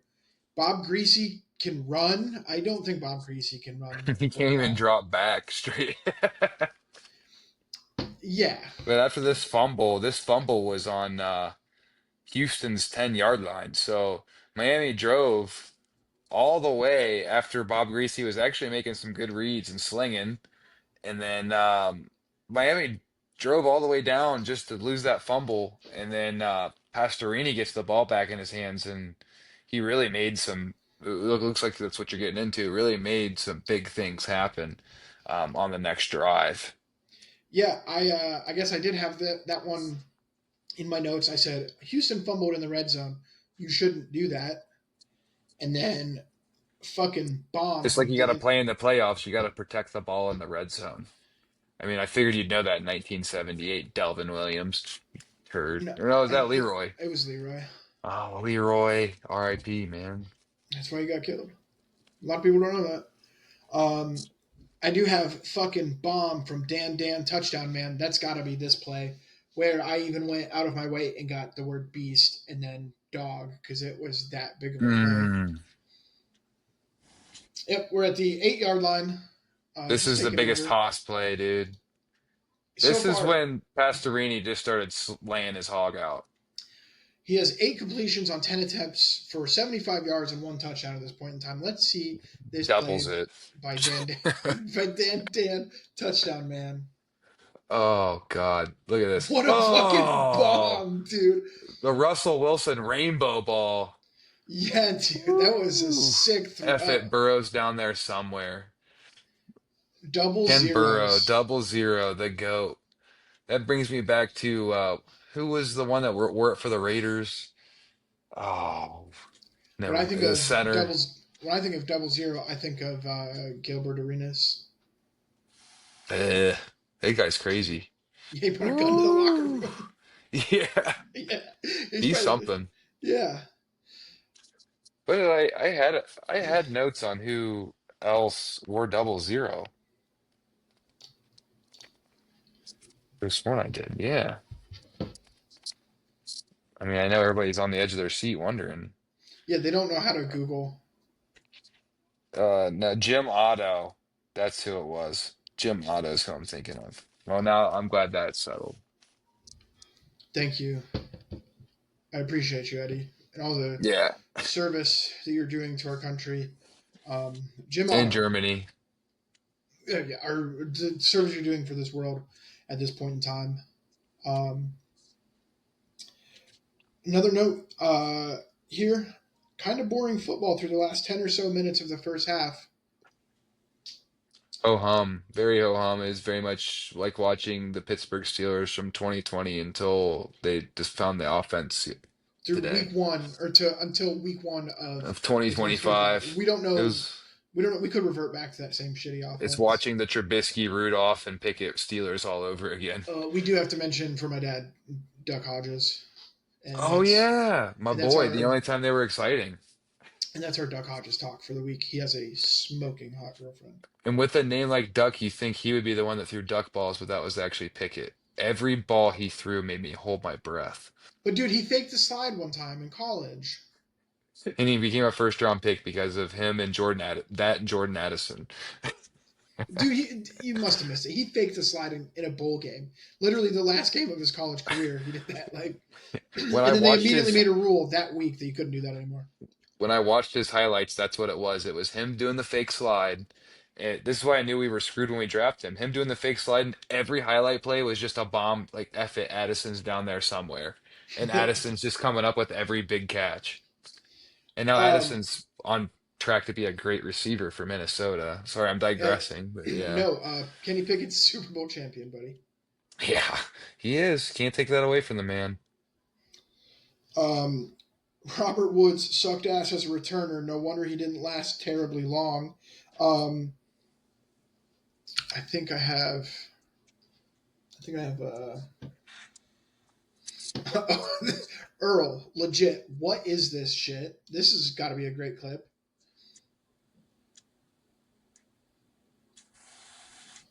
Now What? that's a cutback. Dude, he just. That's a cutback they should be more impressed by because he turned on a dime there, actually. Yeah. Quick. Like he made that cut quick. That's the cut, but I'm sure they didn't say anything about that cut. They were just like, Campbell takes the pitch, goes up the right side, gets 4 yards, it's 2nd and 6. Nowadays, they'd be like, well, if Key could have cut another block there, he might have been able to turn that up the field with that amazing cutback. Yeah, I I mean, mean, we really missed a anything. block on the outside there. This is just lazy wide receiver play. And that would be the call today. And that man reinvented the game of football on that one. I know what's coming in this next slide, these next two slides actually, and it stemmed from the end of that clip there. I don't think you caught it, Eddie, but not a dry cooter in the whole state of Miami. Look, look at that face, dude. That Oh face my mask is gosh. 8 inches off of his face piece, and that mustache. That's the face of a man that gives good coitus. So funny you say that. Kim Bocamper. Like seriously, a dude named Kim that looked like he could be a bus driver, custodian, mechanic, or football coach is a dangerous combo anytime in the late 70s. Oh, dude, that guy. He's got at least 20 kids. That man has kept the wing tee alive in the southeast, the rural southeast, since he stopped playing professional football. He's probably still a high school football coach for some random no-name high school running the wing tee. Yeah, and he's like the quarterback's coach, but he was a professional linebacker. He's like, yeah, Cam, we know. You played on the 1978 Oilers. Yeah, we no, he was a Dolphin. Oh, He was Dolphins, sorry. yeah. Don't accuse him of going We to the know you AFC played the Championship. Oilers in the 1978 wild card game. The first one, we know. That man who gloated about that. You know, he went on to be like a history teacher, football coach, and he would break it down like everything came back to his time on the Dolphins. His wife just goes, just humor him about his dolphin stories. You Yeah, know? He'll every tell you single once thing. and then he'll be done. Just let him say it. When YouTube and projectors finally got introduced to the classroom in 2009, that man just sat there and rewatched this entire game over and over I'm on again. the internet. Hey, have you And I guys? was on the 78 Dolphins. Yeah, hey, have you guys heard of this thing called the interwebs? I'm on it. You Now can I look can me show up. you the stories. I was telling the truth. This man could have sold me a used car had I been alive in 1978. For sure. And I It's the would have face bought of a it man you can for trust. yeah, and I would have bought it for $300 over asking price, which is just complete ripoff.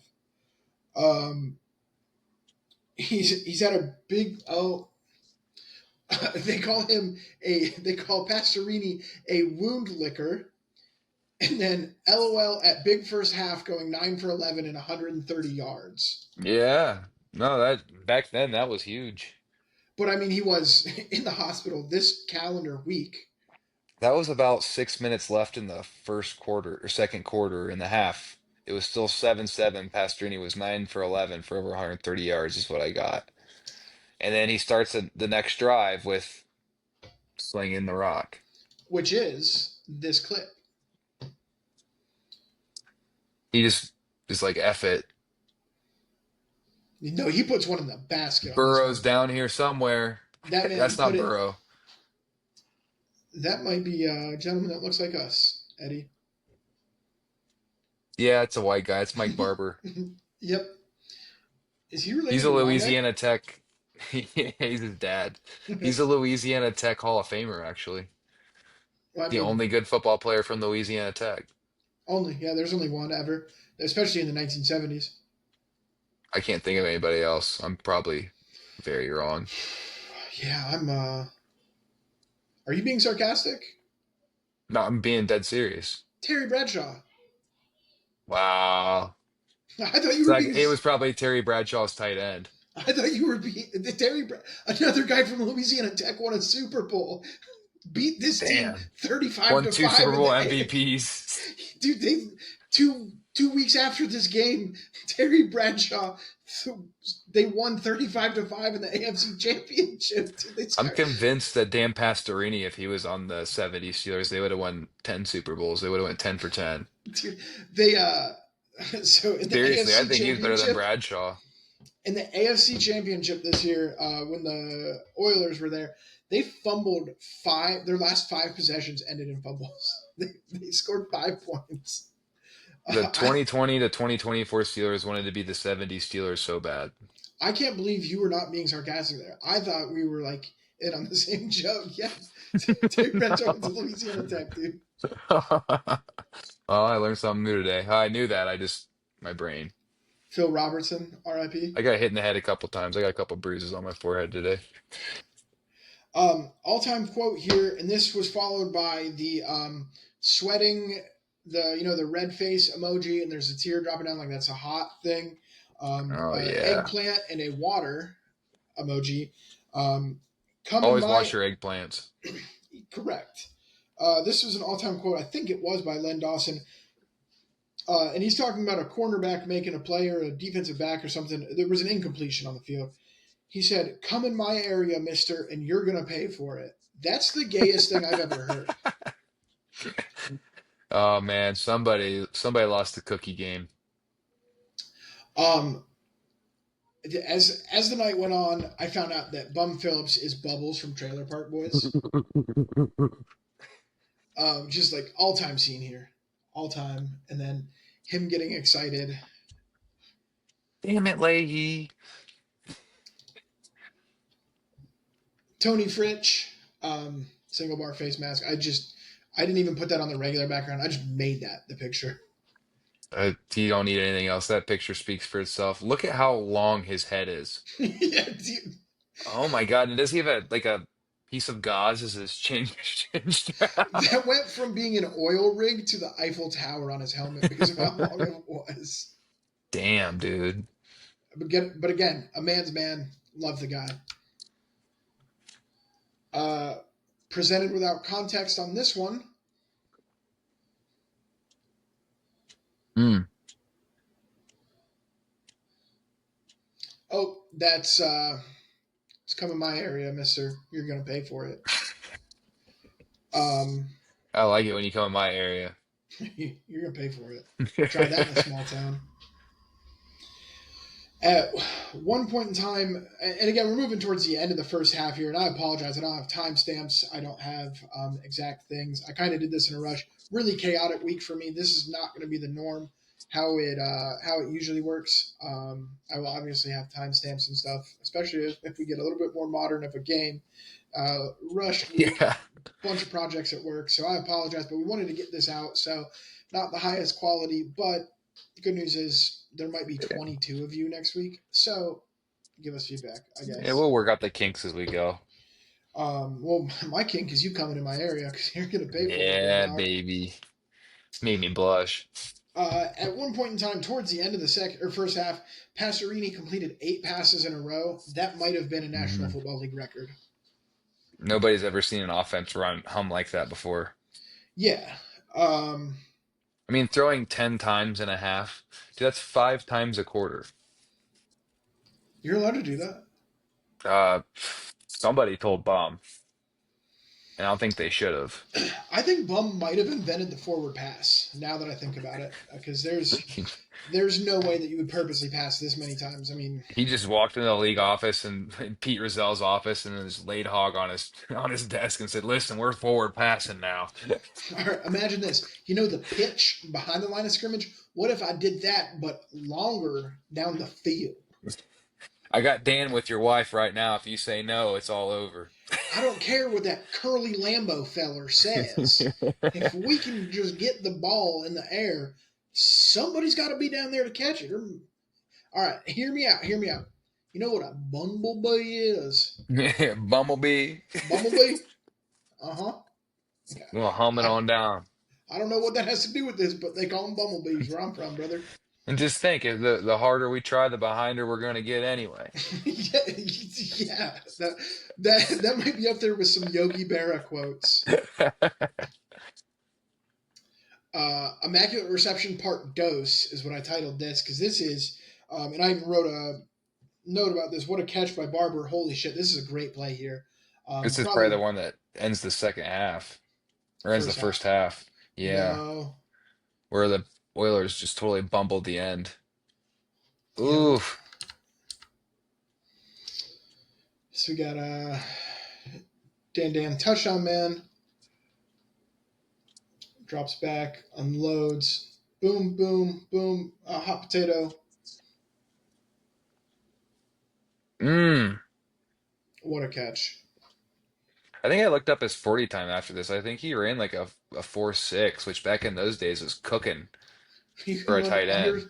You can run under 5 seconds. That's Yeah. you're lying. Yeah, like he had a really like that's still a good 40 time for a tight end. That's probably twice as fast as I could run a 40 at this point I in think there time. was some reports that like some of his coaches had clocked him in the 4.4s. Um, I guess I got the context for this. The announcers cursed Fritz here. He a drive gets stopped and a blocked kick after the announcers cursed him. They were like, "He's been great. He's been so good. He's been super accurate," and the kick gets blocked. He's made so many like 13 straight field goals in the playoffs. This one is just, I'm done pretending it's Bum Phillips and Bubbles dressed up as a cowboy because they would just cut to Bum Phillips. The, the longer the night went on, the more that I thought he looked like Bubbles. Um, this one is a good one. Robert Woods, they were like, man, for Ugh. 5'7", he's able to catch that ball. He was really 5'7". Well, they said that but 5'7" must be generous on the broadcast. He must be wearing 1 inch shoes. Yeah. But I mean, he gets drilled here. This is Robert Woods for those that are listening. I think he hung on to it. It was a heck of a catch. And they didn't have instant replay, so they couldn't go back and see if he did or not. Great quality video we have there. I mean, I think that's a catch even He he went to the had ground. He went to the ground, got out of bounds with possession. yeah, he did have possession when he hit the ground. And I don't know the 2 foot in. I mean, he was out of If I was a bounds. ref, I'd call it. I'd let him have it, let him play. Yeah, and then Woods got hurt. 2 receptions, 21 yards there. Best Um, stat line of his career. All-time '70s kicker scenes here. Look at this offensive line compared to Tony Fridge, dude. Just look at him compared to regular The adults, dude. only time in his life he's felt cool hanging out with these guys. You got a dude back here sitting on his helmet, which is just the most '70s thing ever. If Tony walked up next to him and he actually would look the same height as him.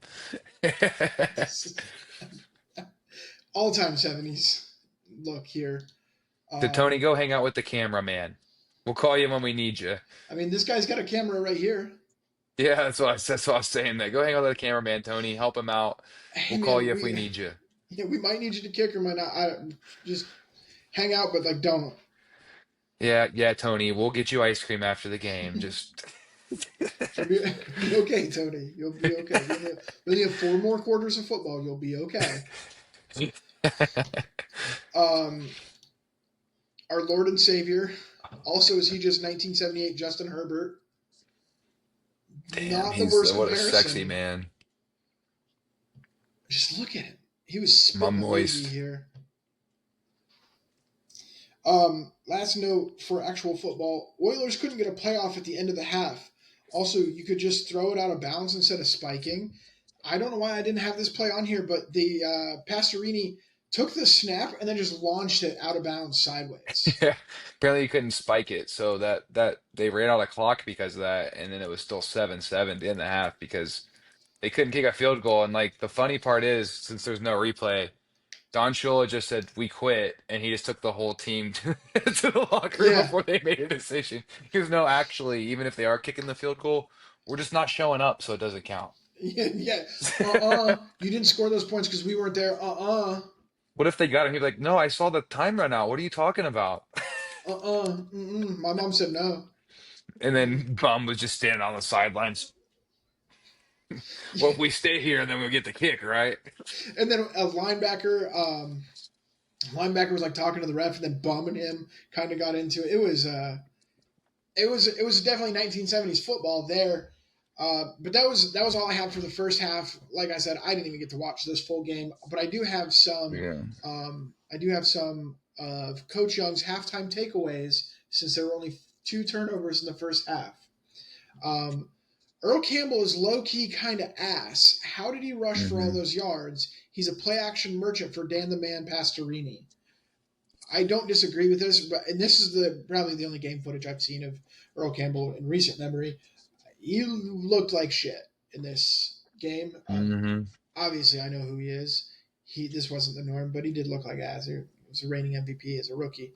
Um, are we seeing good defenses? Yes, or bad offenses? Also, maybe yes, but probably no. I'd like to add that Miami special teams really was their best unit throughout really the whole game, but the Miami special teams unit dominated the Houston special teams units in all facets of special teams.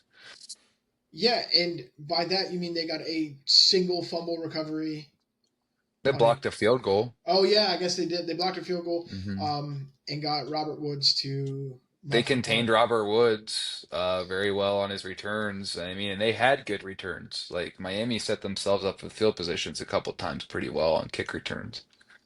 Bum Phillips and Bob Greasy were secret lovers. That's just because of the glasses. There's no other context needed. They had the same glasses. Bob Um, Greasy is Bum Phillips' long lost son. the lens of 2025 is insane compared to 1978. Our benchmarks are so much different. See my Campbell equals ass comment. I was right, by the way. Um, Siggy count in the first half, 0, frowny face. And Yeah, I'm sad about that too. finally, I want commercials, damn it. Same. I was disappointed I couldn't find a stream with commercials. There's only I one stream of tried. there's only one stream of this game that I found, and it was uploaded like 3 weeks ago, and it's the one we watched. So all around, just timing stuff for us here. It turned Um, out really well. but yeah, we went into halftime 7-7. Barn burner. I like the graphics that they tried to get the actual helmets, and you can tell Those like if you had all 32 teams helmets, you could probably get 25 or so right ish. That Um, looks horrible. yeah, it looks like ass. But back then they're like, oh my god, they can show the score at halftime. How do they do that Whoa, we technology? live in the future.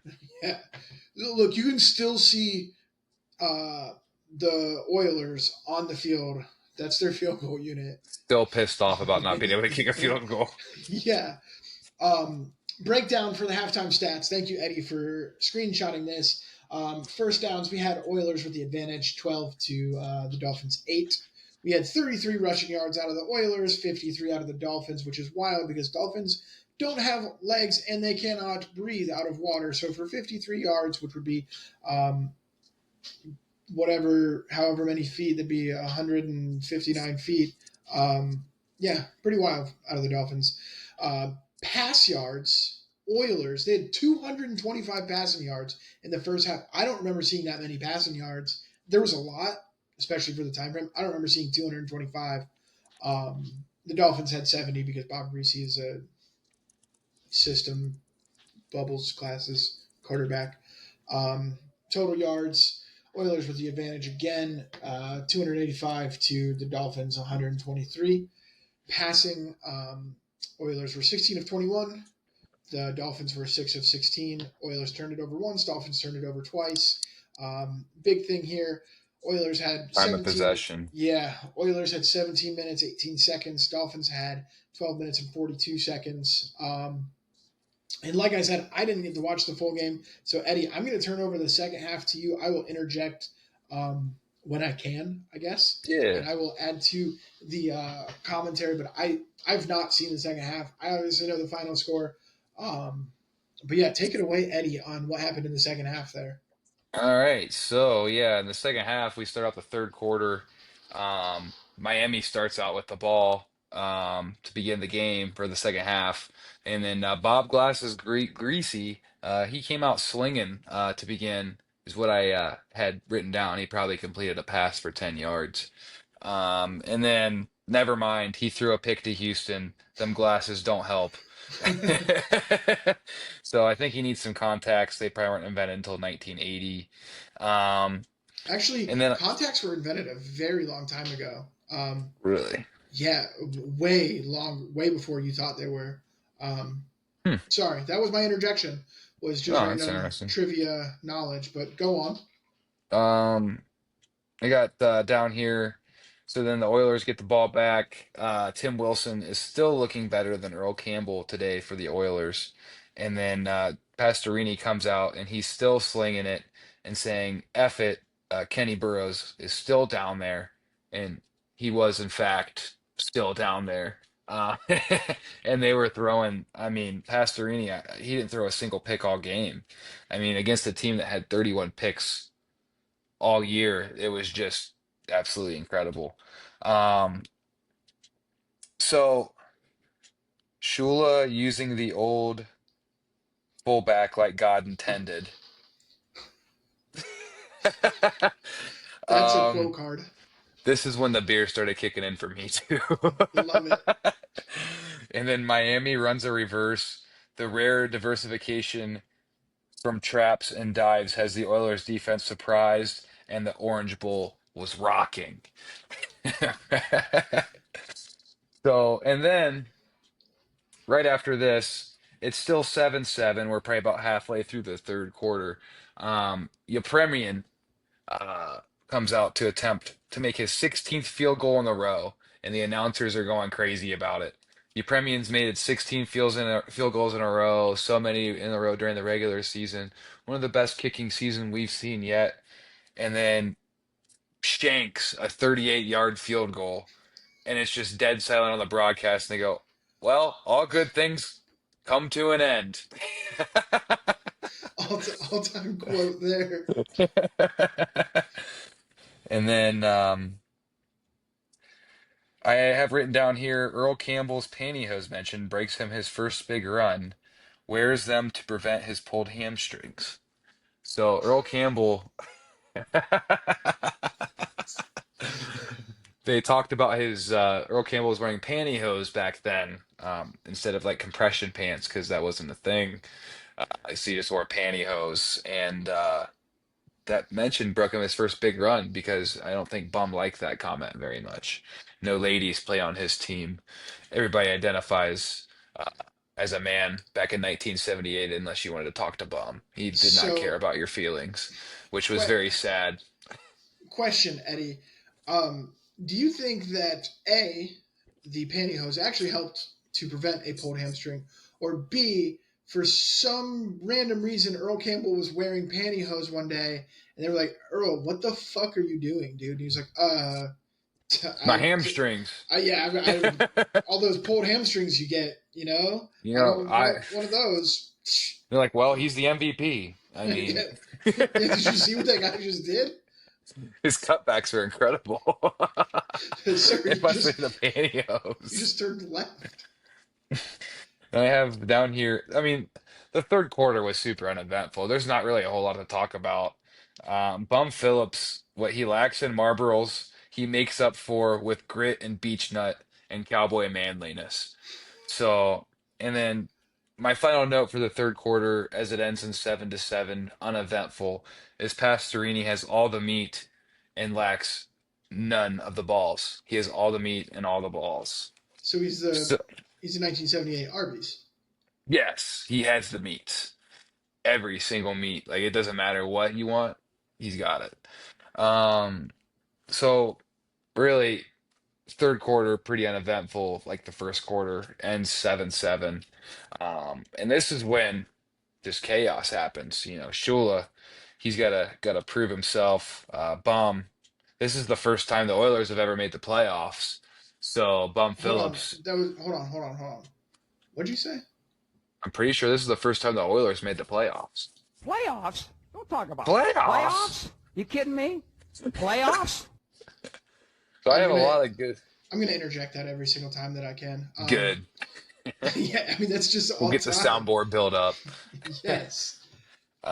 Miami starts with the ball for the fourth quarter, following a punt after a Pastorini sack, and I have a frowny face. Um, But I gla mean, there's two types of Pastorini sacks. One's a frowny face, one of them's a big old smiley face, and a Usually lot you of, get the smiley face sack with Pastorini. especially if you hang out at swingers clubs. So, real quick, Eddie, have you ever seen the statistic where James Harden plays better depending, like in away games, depending on how good the strip clubs are in the city that he's visiting? No. So somebody on Reddit, a highly autistic person probably, did a case study, and they figured out like Atlanta obviously has really good strip clubs. So does Miami, but like Milwaukee's strip clubs probably not high quality. Or San The Antonio. It's all the women eating them churros, Chuck. Yeah. But The big women down in San Antonio.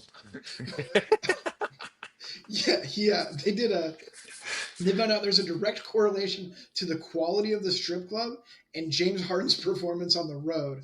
Do you think the same if we had the all 22 and the analytics and the stats? Do you think the same could be said about Dan Pastorini and swingers clubs on away games? Well, maybe, but does Harden's performance go up depending on if the club's like if the club's good, his stats go up, right? I believe so. I think it's a direct correlation. He plays much better if there's a really good strip club, so like Atlanta, Okay, Miami. then yeah, I would say yeah. I was gonna say Pastorini does not play worse the more pipe he lays. There's no way. There's no world I see that happening. He only plays better. I love that. That What a man was man's born to man. spread his seed. And if you look at his Wikipedia, he has like two kids. He's the real Genghis Khan of our generation. Yeah, with his two kids. Every white person I hope has this two gets back. percent Pastorini in them. I hope this gets back to him. Like he's a published author. I kind of want to go to his website and be like, dude, we just did a whole episode just on you. On you. Yeah, You're man. my Like, hero now. Like yeah. I think it's safe to say that Dan Pastorini is the unheard of quarterback that you should have heard of a long time ago. our new Um, goal is to have our first guest be Dan Pastorini. it could be our first guest or our last guest. I want Dan Pastorini to be on Box Score Therapy. That would be a Dude. goal. Or you could be a relative of Dan Pastorini, and you could fake that. I don't know. I wouldn't know. You could look like just an old white dude. I'm like, oh, that's definitely Dan Pastorini. I don't care. We could probably tempt him with some tits and some meatballs. in race cars. Pierogies. It's like entertaining a toddler because of his undiagnosed CTE. Yay, football, That cars. was that was actually a live look at me watching this game at the end. All right. What else do you have for the fourth quarter here, Eddie? Because I know this was a barn burner. Oh, it was at the end. So I mean, really, Glass is greasy. He at this point he's 10 for 26, 106 yards, one touchdown, and I drew a garbage can because he's absolute trash. Um, Robert Woods was a recreation. What? Was a Recreation. recreation leader. Okay. Robert Woods was a recreation leader 1 month, less than 1 month before the game in Little Rock, Arkansas. Fun You're fact. I just thought that was Eddie, kind of funny. Eddie, you struggling with recreation and recreation. Like I said, that was a recreation of me watching the game. It's all right, man. I just ride the short bus every day to school. Um, so 12:43, 7-7 Houston's ball. Pastorini so far is 16 for 24 for 261 yards and a touchdown. GOAT. At this point, Dan Pastorini spreading out his wide receivers in this formation, which I drew it. It's an I formation with two receivers spread out wide. Can you show the One class? man. Yeah, I can show the class. It's a very small. Where's my You, camera? You see it? Yeah, right there. There's the center. And that's the guy that had his hands not in the dirt. That's why they spread it out. And there's a fullback, the halfback. Hopefully I get a B on this project. Um, then the Houston backup quarterback looks like he enjoys letting Pastorini take his lunch money. Um, he just looked like his whipping boy. He's falling around. I'm like, Dan, you're so cool. I hope I grow up to be like you one day.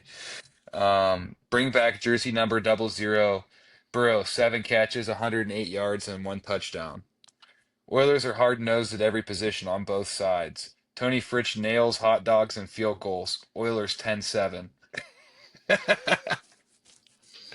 Because he really does nail some hot dogs down. You can tell that man eats some gyros and enjoys them. Um, didn't you so say he then, was Austrian? yeah, Austrian, that's right. Well, everybody likes gyros. I mean, I'm not trying to be racist or anything. Why would I do Says the guy that says the that? guy that has not once pronounced the word correctly. Euro, I'm sorry, I'm too white. I'm from Ohio, man. Um, He was a so recreation manager. I Tony Fritsch nailed the field goal, and then Glasses immediately throws a pick to give Miami back the ball, and then they're marching the ball with Earl Campbell finally uh, running well. I put down that Houston is eating clock and then running, and then I was trying to write the word cock and scratched it out. So I put eating clock and running the rock. I don't know why I wanted to put cock in there, but I was really had hog on the mind watching Pastorini. I mean, it's Um, hard not to. I mean, really hard, really like hard, super, rock super hard. hard. Yeah. Just like we pounded the rock. So Campbell, the Earl of Campbell, over the line. So the next touchdown scored in the game to make it 17-7 Oilers is Earl Campbell takes a dive, no cutback, and he dives over old school. You don't see this in the NFL hardly ever anymore, unless you're Saquon Barkley, over the whole Miami defense. I mean, it was just good old school 7-on-7 up front, just hard nosed football. It was beautiful, and Earl ends up with a stat line of 27 for 87 with a touchdown. So really, well, not a great stat line by what you would consider a Hall of Fame stat line. I mean, that's still, I think a lot of NFL teams would take that from their back in a playoff victory. 27 catches for 84 yards and a touchdown. Yeah, and the thing is, Um, I mean, yes, I mean, we've talked ad nauseum about it. He was, had 1,450 rushing yards, and back then, like 6 touchdowns was a great year, so he probably had something like that. Um, he was the MVP rushing, the rushing title and everything. He was a play action merchant in this game because you couldn't they all keyed out, him very hard, the yeah, you Miami couldn't all defense. out blitz on Pastorini because when you did that, he would just give it to he would do, and this would be revolutionary at the time, a check down, and he would figure out that they were getting blitz, and he'd be like, "Hey, what if we Threw to the running set, back. yeah, what if we called 2 plays in the huddle, and then we audibled depending on what the defense gave us? I'm sure that they would have figured something else out like that when you have a players coach like Bum Phillips. Bum doesn't even coach offense. He's like, sounds good to me. Yeah, I just like hard dudes hitting hard guys. Get over here, Curly. But yeah, they Good yeah, he tackle on was. that play, boy. That's why I think Pastorini ended up with like he had to have thrown what 20 or completed 20 passes for like 306 yards and a score. I know it was like Mm-hmm. 306 yards and a touchdown. I don't know how many completions, but it was somewhere around that 20. Someone's around 20. It was 18 to 20. Yeah, and he probably had Um, 25 attempts, and so he didn't miss a whole lot. Um, but it was because of Earl Campbell and how good of a running back he was. And yeah, I said that he was ass earlier because A, I only watched the first half and he looked like shit. And B, I wanted to rage bait. I'm gonna clip it. I'm gonna put it somewhere and let some, let people argue in the comments or whatever. Get Rage the bait's the best. Yeah, get the all 7 old people that watched this game live in the comments section. I was there. I was the bleachers at the Orange Bowl. You I was wouldn't. in the easy stands. I Bum Phillips bummed some Levi Garrett off of me at halftime, and I I tell you, held Pastorini's jockstrap. they don't make football players the same way that they did back then. Now we need to stop throwing the ball so Bring much. back the fullback. The fullback is a dying art form, my son. Um, but yeah, he was very good. He did what he needed to do to win the game. Um, yeah, and I apologize for cutting you off there, Ed. Is there Oh, any you're more? good. Is there any more notes that you have for the second half, or do we kind of want to get into the recap of everything there? Well, just the last notes I got, or the very end, was interesting because the 2 point conversion was legal and then it became illegal. So, um, as long as the Houston Oilers remain up by 8 or more points, the game is sealed. So, with a minute six left for Houston, instead of kneeling the ball, because apparently that's not a thing then either, Pastorini takes a snap and literally just falls backwards onto his back and gets touched by a defender. So then after that, they run the clock all the way out, and then Pastorini takes another snap. And to burn as much clock as possible, he just turns around and runs straight out the back of the end zone, to the announcer saying, um, I bet you Don Shula wishes they brought back the old 2 point rule. With that game, Houston locks. So instead of kneeling out the clock or anything, Pastorini just takes off, gives a safety, and gives them the free kick. No matter what, Miami's going to lose by a point, even if they score a touchdown on their one free play. So actually, it was a genius play by Pastorini and Bum Phillips, but just really interesting to see why the game ended 17-9. Because I was a minute left. I was wondering, oh, how do they? Does he just kneel it into the end zone? What? No, he takes it and runs it via early 2000s Dolphins style. I think that was Jeff Driscoll that did that for the Dolphins He was with the Lions. or Lions. Yeah, with the Lions. Yeah, um, but they actually did it on purpose this There time. was there's been a recent game, and when I say recent game, it happened in my lifetime. So that could have happened on March 6th, 1994, or it could have happened this week. It could have happened today. But there was a game there was like I think it was college. There was like 8 seconds left. It's fourth and like 10. They needed to punt, so the punter just ran around for 6 seconds and ran out the back of the end zone for a safety to win the game.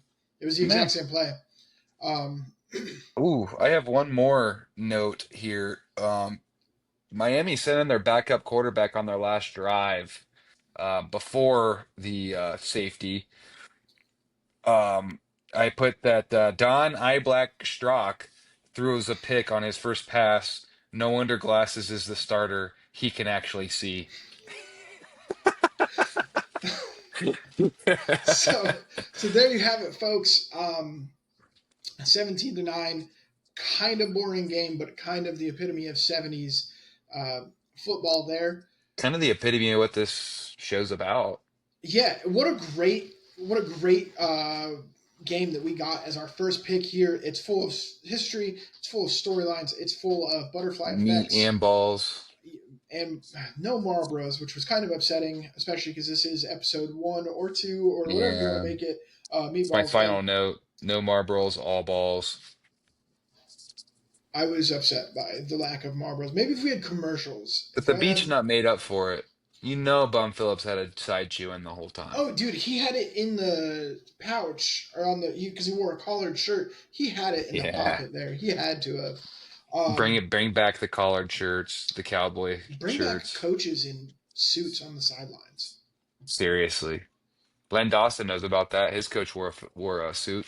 Hank Stram. He did. Every Hmm. coach in the '60s and every Super Bowl, the Yeah, first like 10 Super Lombardi. Bowls. Um, but yeah, Noel that didn't wear was. one. So what? I don't think Noel wore one. Chuck Noel. Yeah. Oh, he for sure. Did he?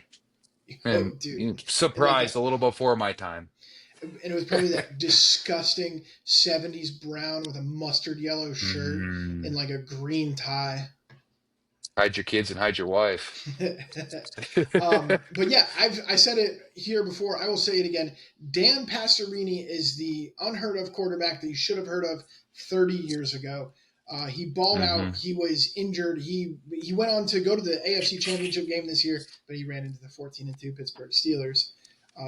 But yeah, shifting gears here. We did. I mean, that was a fantastic thing. We've talked almost 2 hours about the same game, so I think Eddie, what it is time for is to find out what our next game that we're going to cover is. The Wheel of Doom. So, for those that don't know, and that's everybody besides me and Eddie, I didn't save any of these wheels last week, so I had to go back and make them. Didn't know you could save wheels until I tried to pull up my wheels from last week. So, Somehow we just added a Wheel with only Dan Pastorini games. I don't know who did that. there's 14 of them. So, Eddie, without further ado, let's figure out our next game. Let's figure out the year first. Hell yeah. It's a big spin there. Oh. Wow. Ooh. Wow. Wow, Eddie. We got the year 1952. I'm writing this down. Yeah. Wow. Um, We're really excited to see how we're gonna find the game for this. let's figure out Westport, Eddie. I 1952. hope it's NBA, dude. If it's NBA, I want NHL when they weren't wearing helmets, oh, and it's I gonna might have be, gotten that. dude, no way. Oh, my first hockey game. This is from 1952. 1952 NHL. Um, All right. So how many weeks were there in the NHL in 1952? I don't even think there was as many weeks in the year. I don't think they let them live as long. they did. It was just life expectancy. You just woke up and it was winter. Like, so game number 45. Yeah.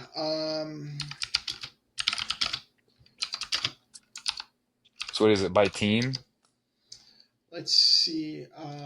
Or is it like week or So there's only 70 games in 1952. So that's 45. Haven't really gotten this far yet. So just pick a random team in just their 45th game, right? I guess that's what we're going to do. That's the only way I could think that it would work. I don't know. You know more about hockey than I do, literally. Like an NHL hockey period, so don't. I guess. Shit. You can probably set it up better than me, brother. I'll figure this out. We'll workshop it. You know what? We're just going to pick a random game here. This is going to be the only time we get a human influence in this. Again, this is our first episode. We're going to go. So this is the 1952 season. No, that's all right. We're going to go with this November 7th, 1951 game between the Detroit Red Wings and New York Rangers. Wait, Detroit Red Wings. And New York Rangers, Red Wings which was played for at Madison Square Garden, which was awesome. York Rangers. So my first hockey game is going to be a 4-4 tie. It actually sounds like a pretty eventful hockey game. Hopefully there's a lot of fights. There might be more Marlboros in this one. No helmets? I don't think they had helmets at this So point in concussions time. just weren't that thing. If you don't believe in concussions, are they real? No, it's like taxes. See, that's my motto in life, dude. Um, we might have to workshop this one, Eddie, and figure out what we're gonna do here for this one. Welcome to episode 2, where we Is this even possible? Like, do they have film from the 1951 52 NHL season? yeah. Isn't this Um, 1952, not 1951? yeah, but they played. It was a 51-52 because it's a winter sport. Oh, 51, 52. Okay. Yeah, I it's see what you're the saying. Oh, I see the game's 11-7-51. We'll just go. I'm gonna Google it real quick. Just gonna go You can NHL game 1952. NHL November 7th, 1951 Red Wings Rangers game. Oh yeah, that's right. I turned This my is cell making for signal off. great podcasting, by the way. Heck yeah, dude. That's For what I was thinking. those listening at All right, home, here we go. we are trying to figure out. Video.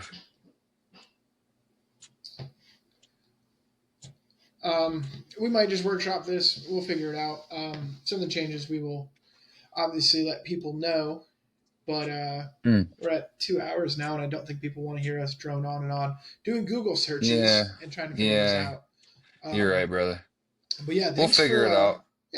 thanks for listening. Share, like, subscribe, I guess, or don't. Don't really know what to do there. Can't really tell you what to do. Yeah, Yeah, we that was can.